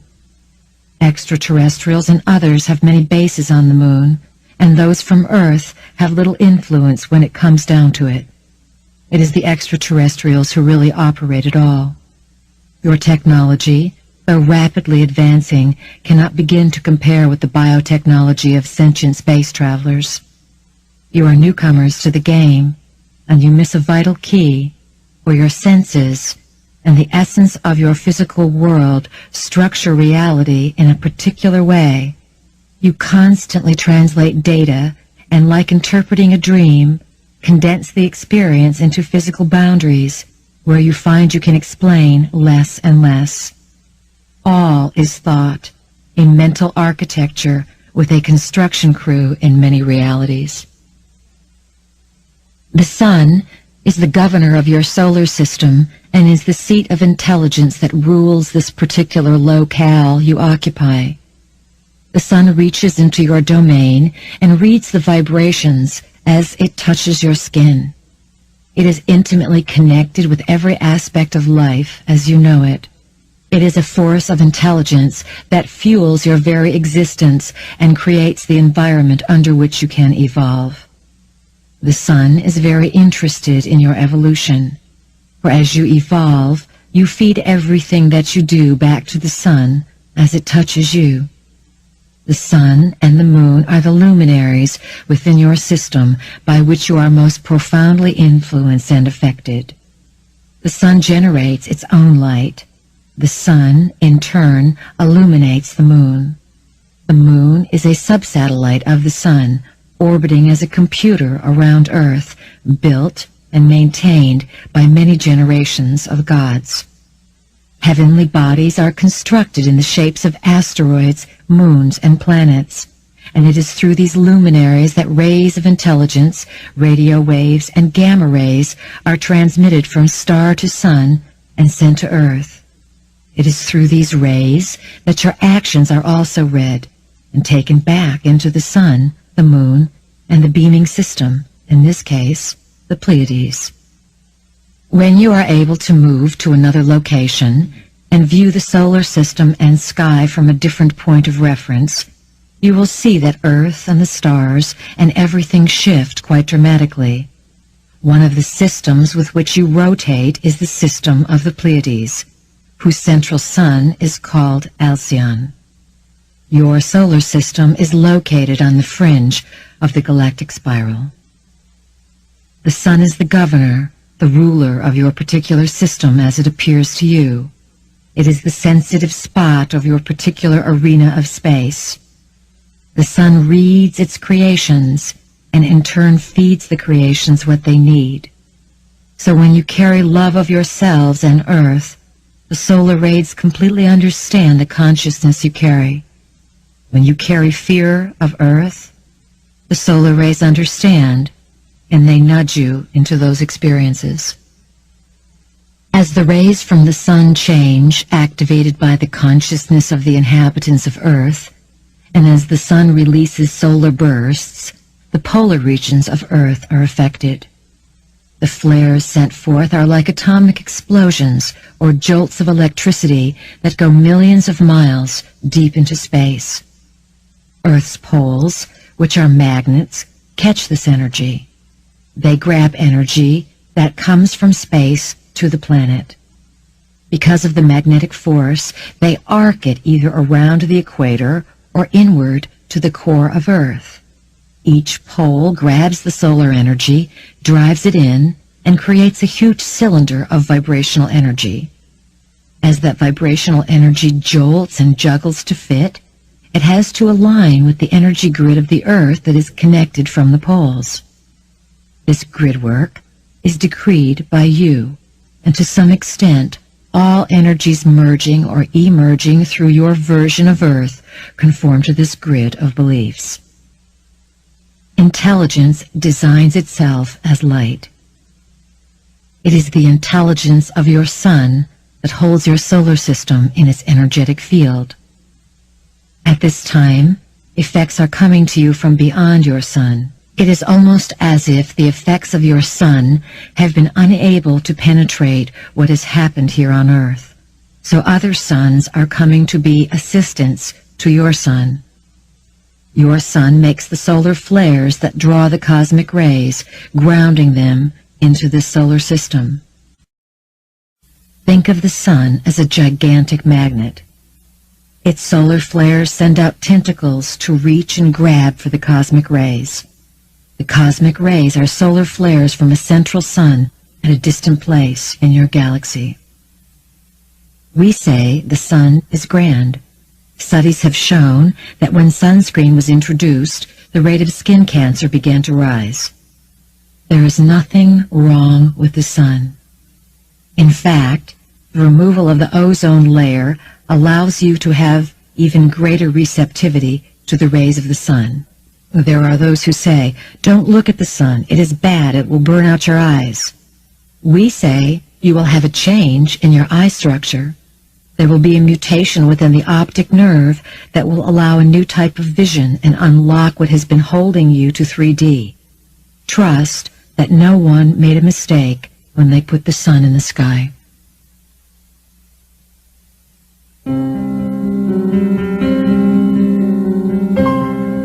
In the beginning there was sound. Sound began the whole thing, and in sound resides tremendous power. It opens doorways to other realities, for with the production of sound, an energy can move from one system to another. When you utilize sound, it is quite easy to bypass the logical mind, shifting the channel by intending and being clear. Allow sounds to come through your body, not just by singing specific notes, rather by allowing combinations of sound to play your bodies as if they are instruments. These sounds go beyond the logical mind. Sometimes you may fight or struggle because you have intellectualized a concept, yet cannot anchor it in its entirety onto your emotional experience. By toning, your intelligent intent is transmitted on sound, on carrier waves. Many forms of intelligence can communicate to the cells of your beings, bypassing the resistance of your logical minds and going directly through your bodies to your higher minds.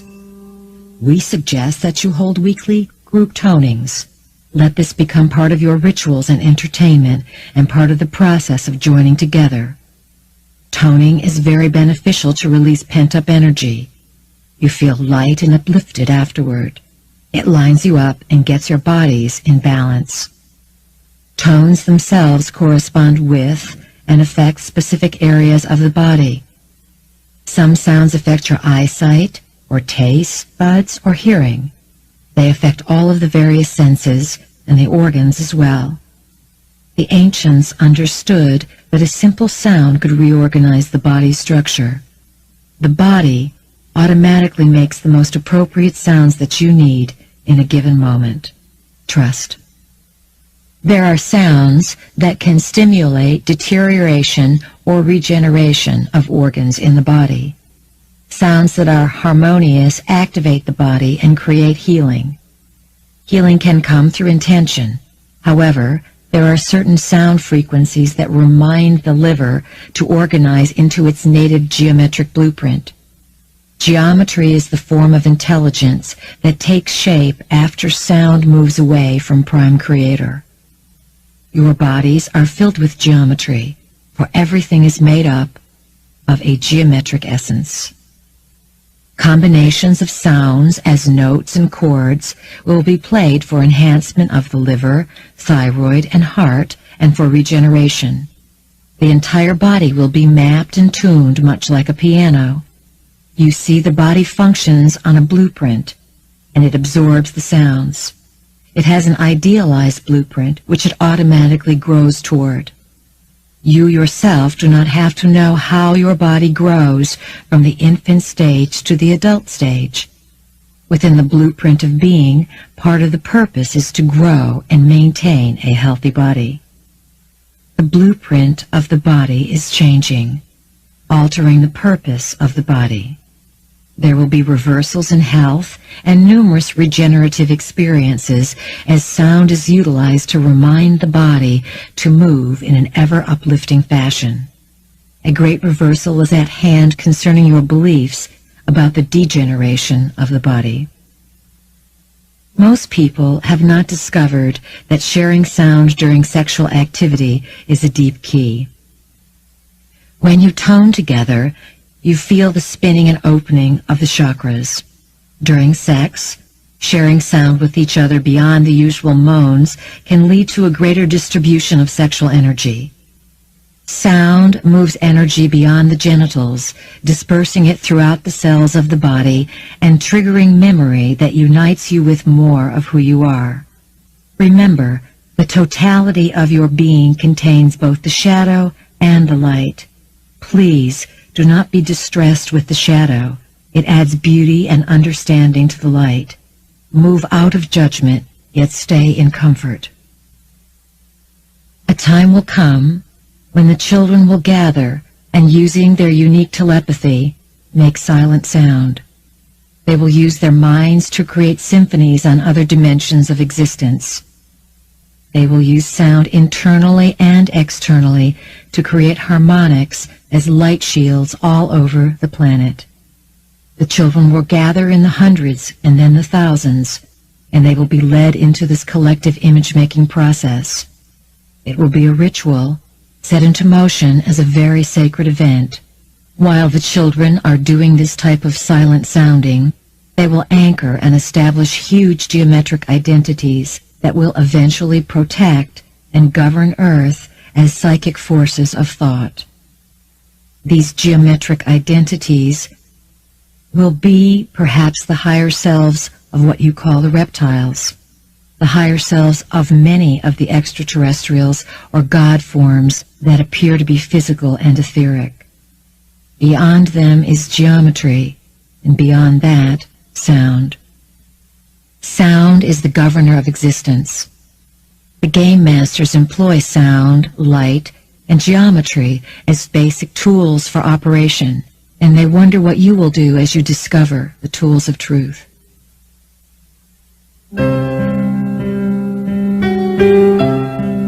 Many will awaken to the use of sound.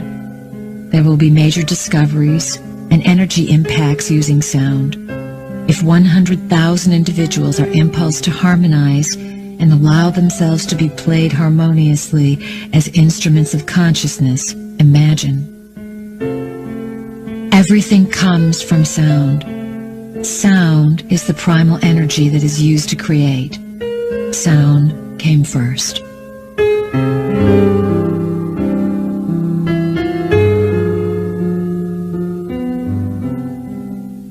We have emphasized your value as well as that of Earth.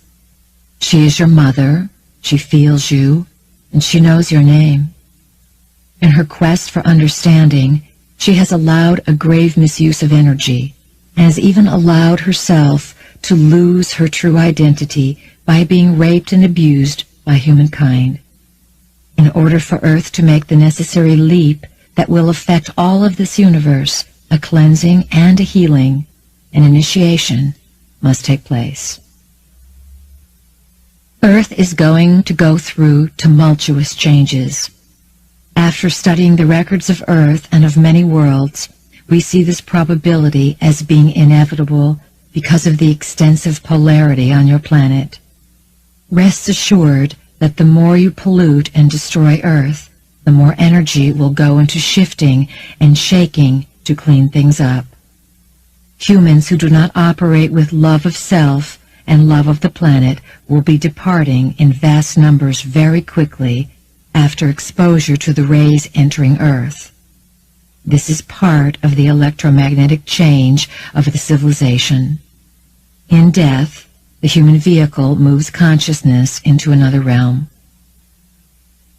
The healing crisis has just begun. The fever is building. Between the years 1994 and 1999, you will move into peak chaos.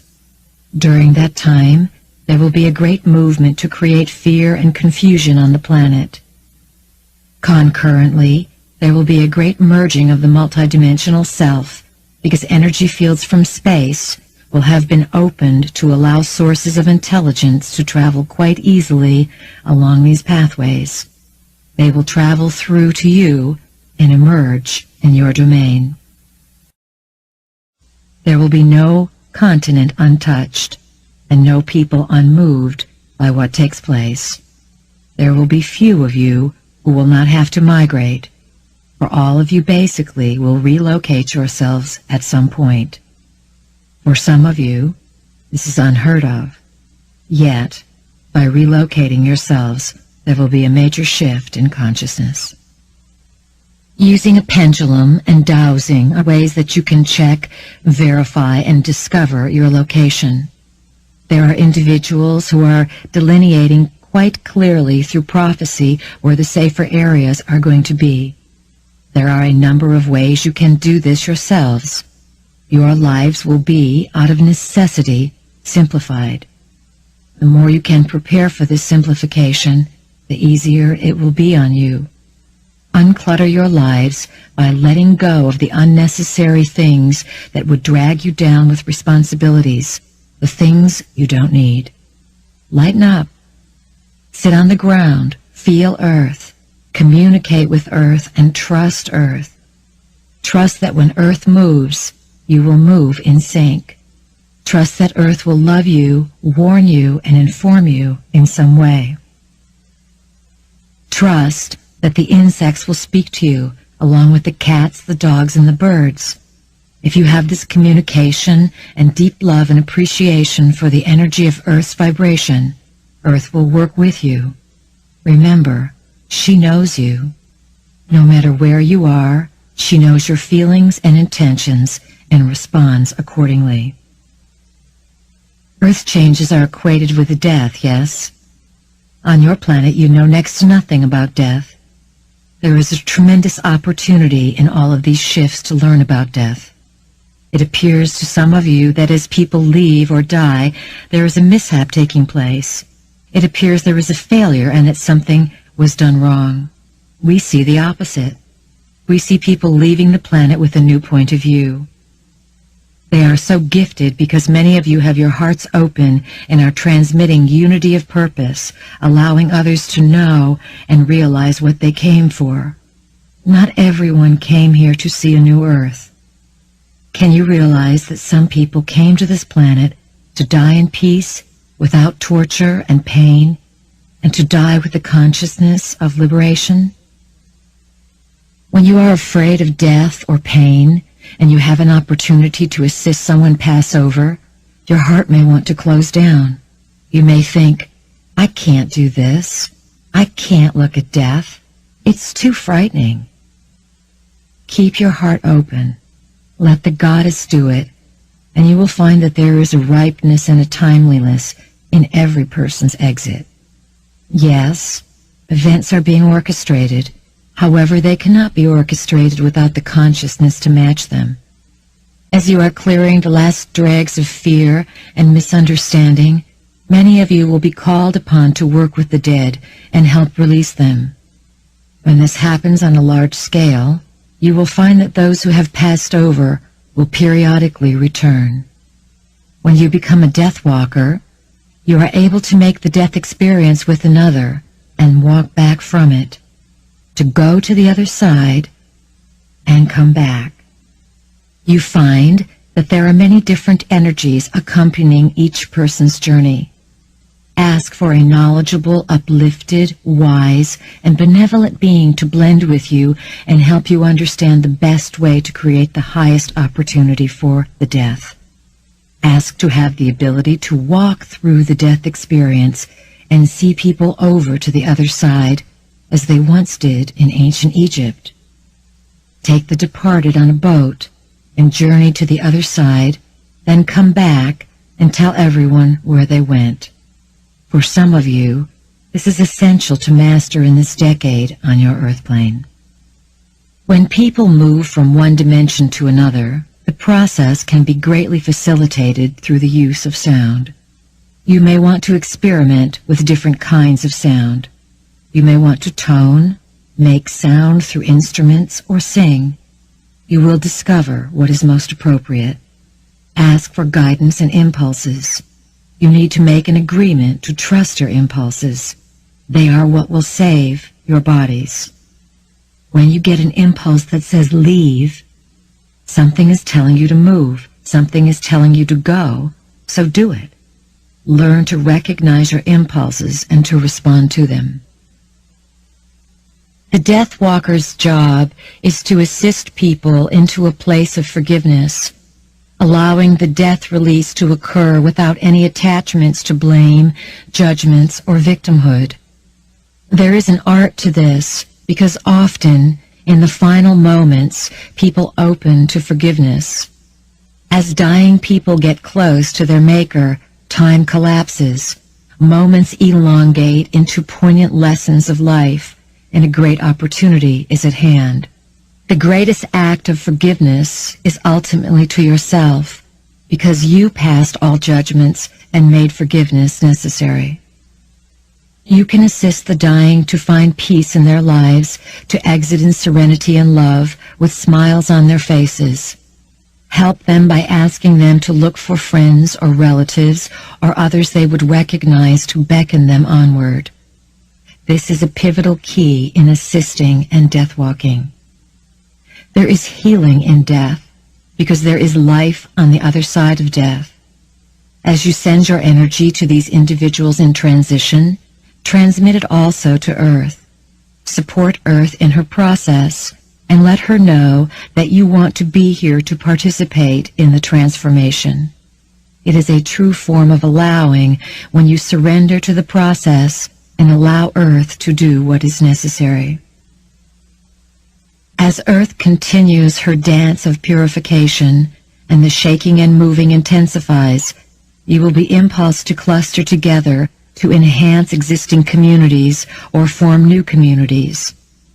Each community will grow and flourish based on its members' abilities to feel and to create thought forms together. Each community will need to energize a cooperative codicil so that everyone can come together to contribute food, shelter, music, movement, and sound. This system of communities will go back to the old way of living in which you need each other. It will reestablish the ancient blueprint of relationships by which you experience interconnected living. You will feel relief when you belong to a community and live closer to the land, breathe fresh air, and feel alive. There will be a new vitality in food. There will be deeper laughter and relationships, and a greater value to every moment of life. Eventually, you will come to the conclusion that life is to be played, and that only in playing life can you succeed in work. If you do not play properly, you cannot have successful work. The work needs always to benefit the community. Many healings will take place. Communities will be inspired to build, and a renaissance of the temple culture will occur. All over this land, sites will be marked and sacred buildings of beauty brought forth. Earth changes will open many secrets from deep in Earth herself. The pyramids that dot this land and are covered over will be uncovered, and many cracks and crevices will reveal ancient sites long buried. You will pool resources and share your ideas about food, education, barter, business, leisure time, and places of meditation. Prioritize and agree that a strong community comes first, knowing that each person is a valuable asset to the whole community. As you do these things, you establish a field of ideas or a field of thought. You will create huge thought forms over the community. Those who have a predilection for reading thought forms will be able to view your community and know by reading the energy in the thought forms who you are and what you are all about. Your thought forms will be a new sort of etheric telegraph. The rites of birth are going to change. The value of birth and what women do to bring children into this world will come into the highest honor. A man will be honored to stand next to a mother and child and say, "It is my child," reclaiming the pride and responsibility that goes with fathering a child. Women will no longer experience shame with childbirth. Why do so many women not have fathers for their children? Because they are ashamed of the process and not connected to the honor of what they are doing. There will come a time when a man will truly seek the favor of a woman. He will want to be in her vibration, to bond more than anything else, to be a part of the miracle of life, and to deliver children.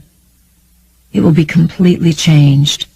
Your current era will be looked upon as a most barbaric time, when the darkest of darkness was at hand, and when women themselves did not even know that they were playing out the patriarchal game of birth. Your communities will be oriented toward children, toward what you can do for children to create a safe, loving, nurturing environment. You will learn from the children as they become your teachers.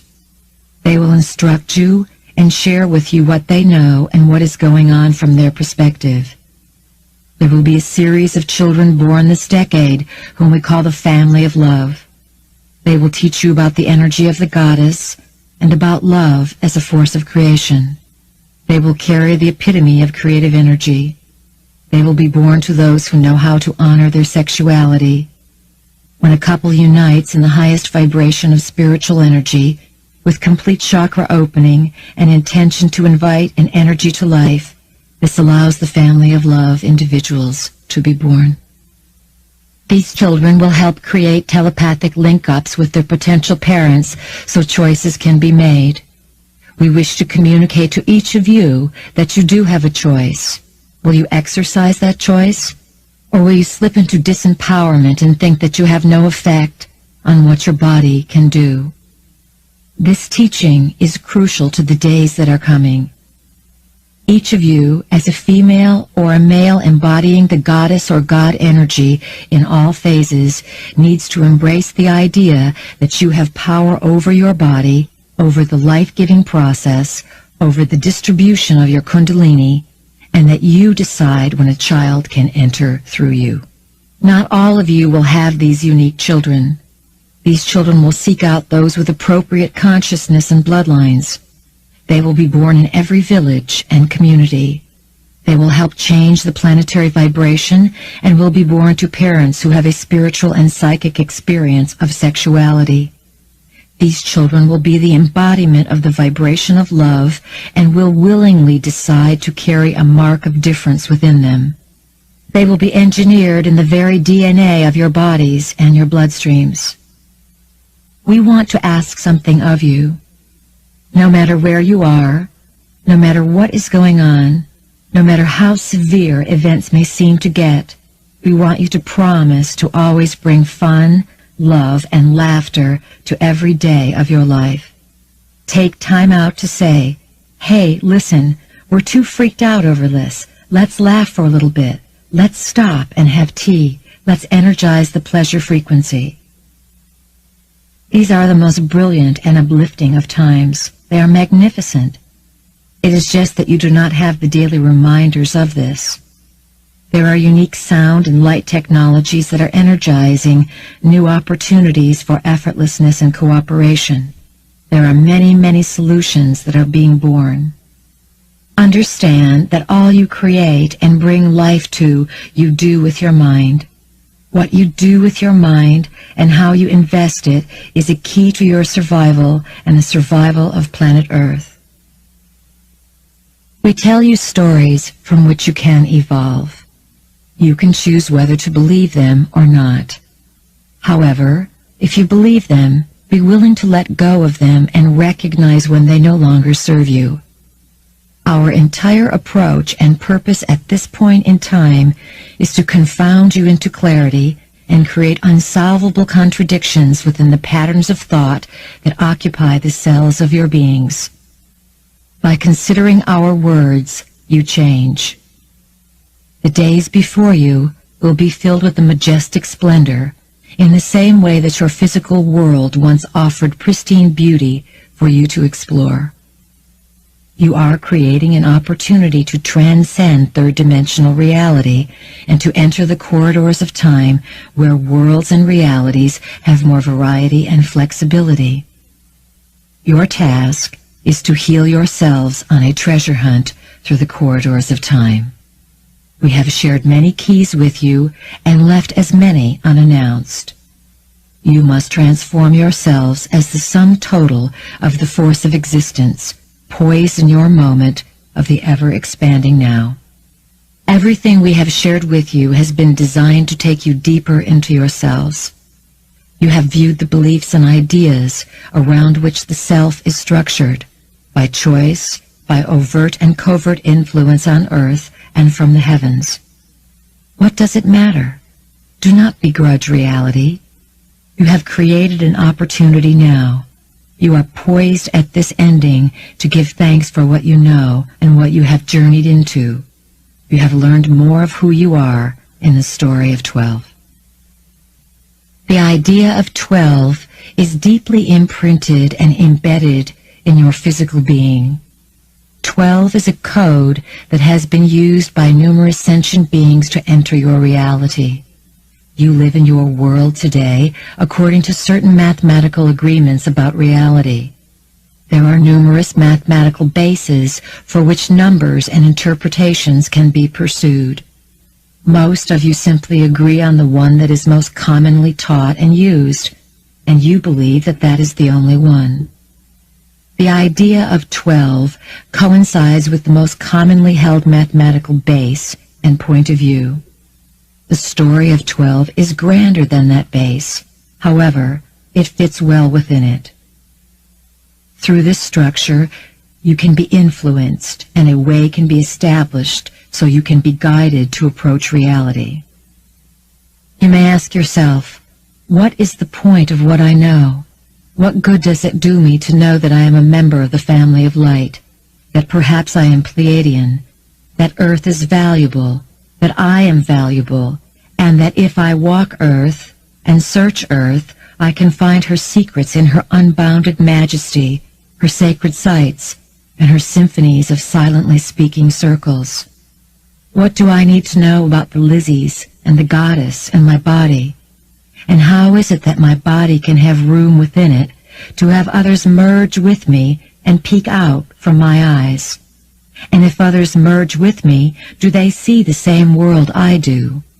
Or is it through their merging with my being that other worlds emerge, and that I myself emerge into those other worlds? What is possession?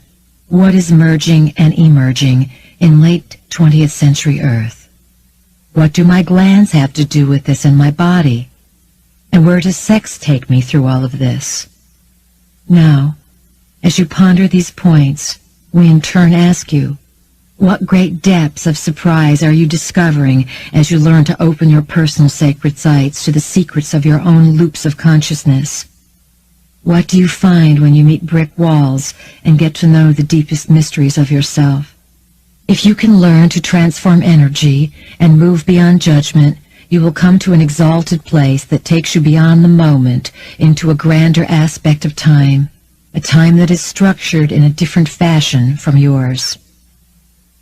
Time for you is ruled by numbers. There again, you find the story of 12, encapsulated in time, defining who you are within a circle.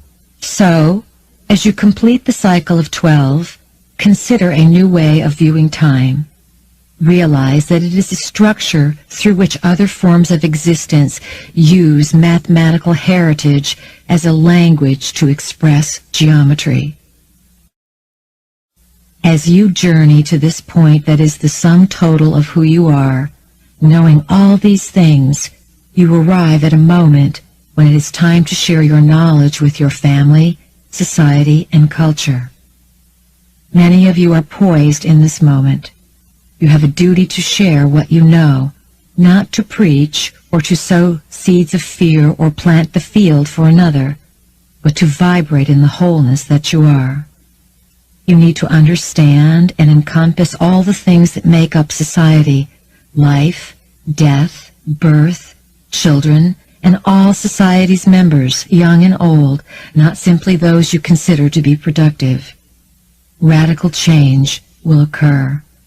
Have compassion as you put the things you have learned to work. If the karma is squeezing you at this time, it is because you need to release yourselves from the prisons you have created by your own need to punish or feel shame or blame. You are all poised at the grand moment of letting go. Imagine that you are ambassadors of light, feeling space and vibrancy within yourselves, knowing that your thoughts have designed the energy that moves you. A new frontier and vista of the world awaits you if you visualize and imagine it. You must visualize that moment of bliss. It cannot exist without you. Do not be attached to what we have shared with you. Do not proclaim new Bibles of truth through our stories.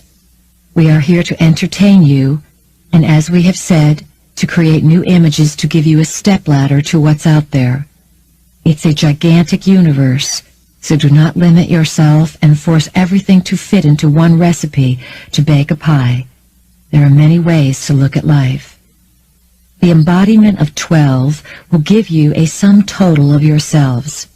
Take it and realize that with the completion of 12, a whole new journey begins. It is this moment upon which you are now poised. Enjoy every moment as a moment of bliss. Keep yourselves in the ever-expanding opportunity that the goddesses and the gods and all the versions of yourselves are funneling your way. Accept the mantle of your own creation. We want to remind you that you are in two worlds. Even though you drive your cars, go to the bathroom, sleep, eat, and do all the things that all humans do, you do not dwell in the same world.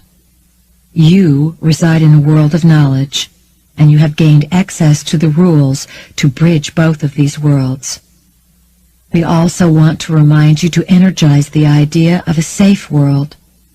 Much will happen, bringing change through tumultuous, shocking, and surprising events as things that have been prophesied begin to occur.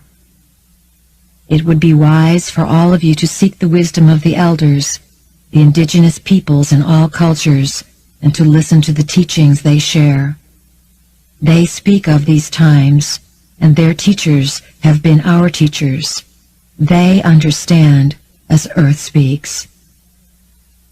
We salute you for the courage to kindle the flame of faith as the spark of life in the core of your beings, and to pioneer the frontier to blissful living where meaning and purpose thrive. See that flame grow and allow it to serve as the fuel for a safe and unique adventure into the grand arenas of experience.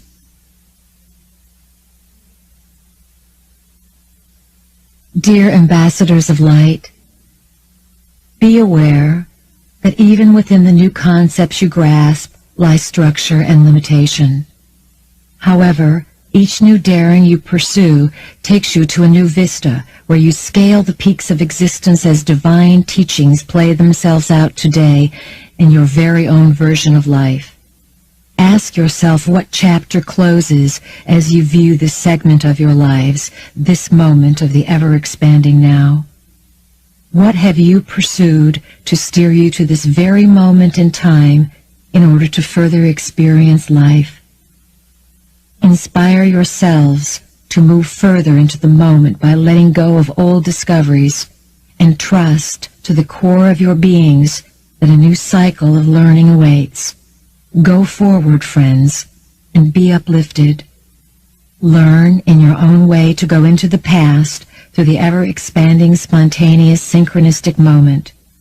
A new cycle of existence awaits you. Use the tools of thought to guide yourselves on the new superhighway of consciousness. No technology will ever surpass the magnificence of your own biological spiritual beings. For many of you, these days may be filled with sadness as the letting go becomes more and more challenging. The keys of consciousness for living through these tumultuous times on earth have been given to you to the best of our ability and yours at this time. May you grow in wisdom and flourish. Your invisible friends and colleagues in the unknown, the Pleiadians.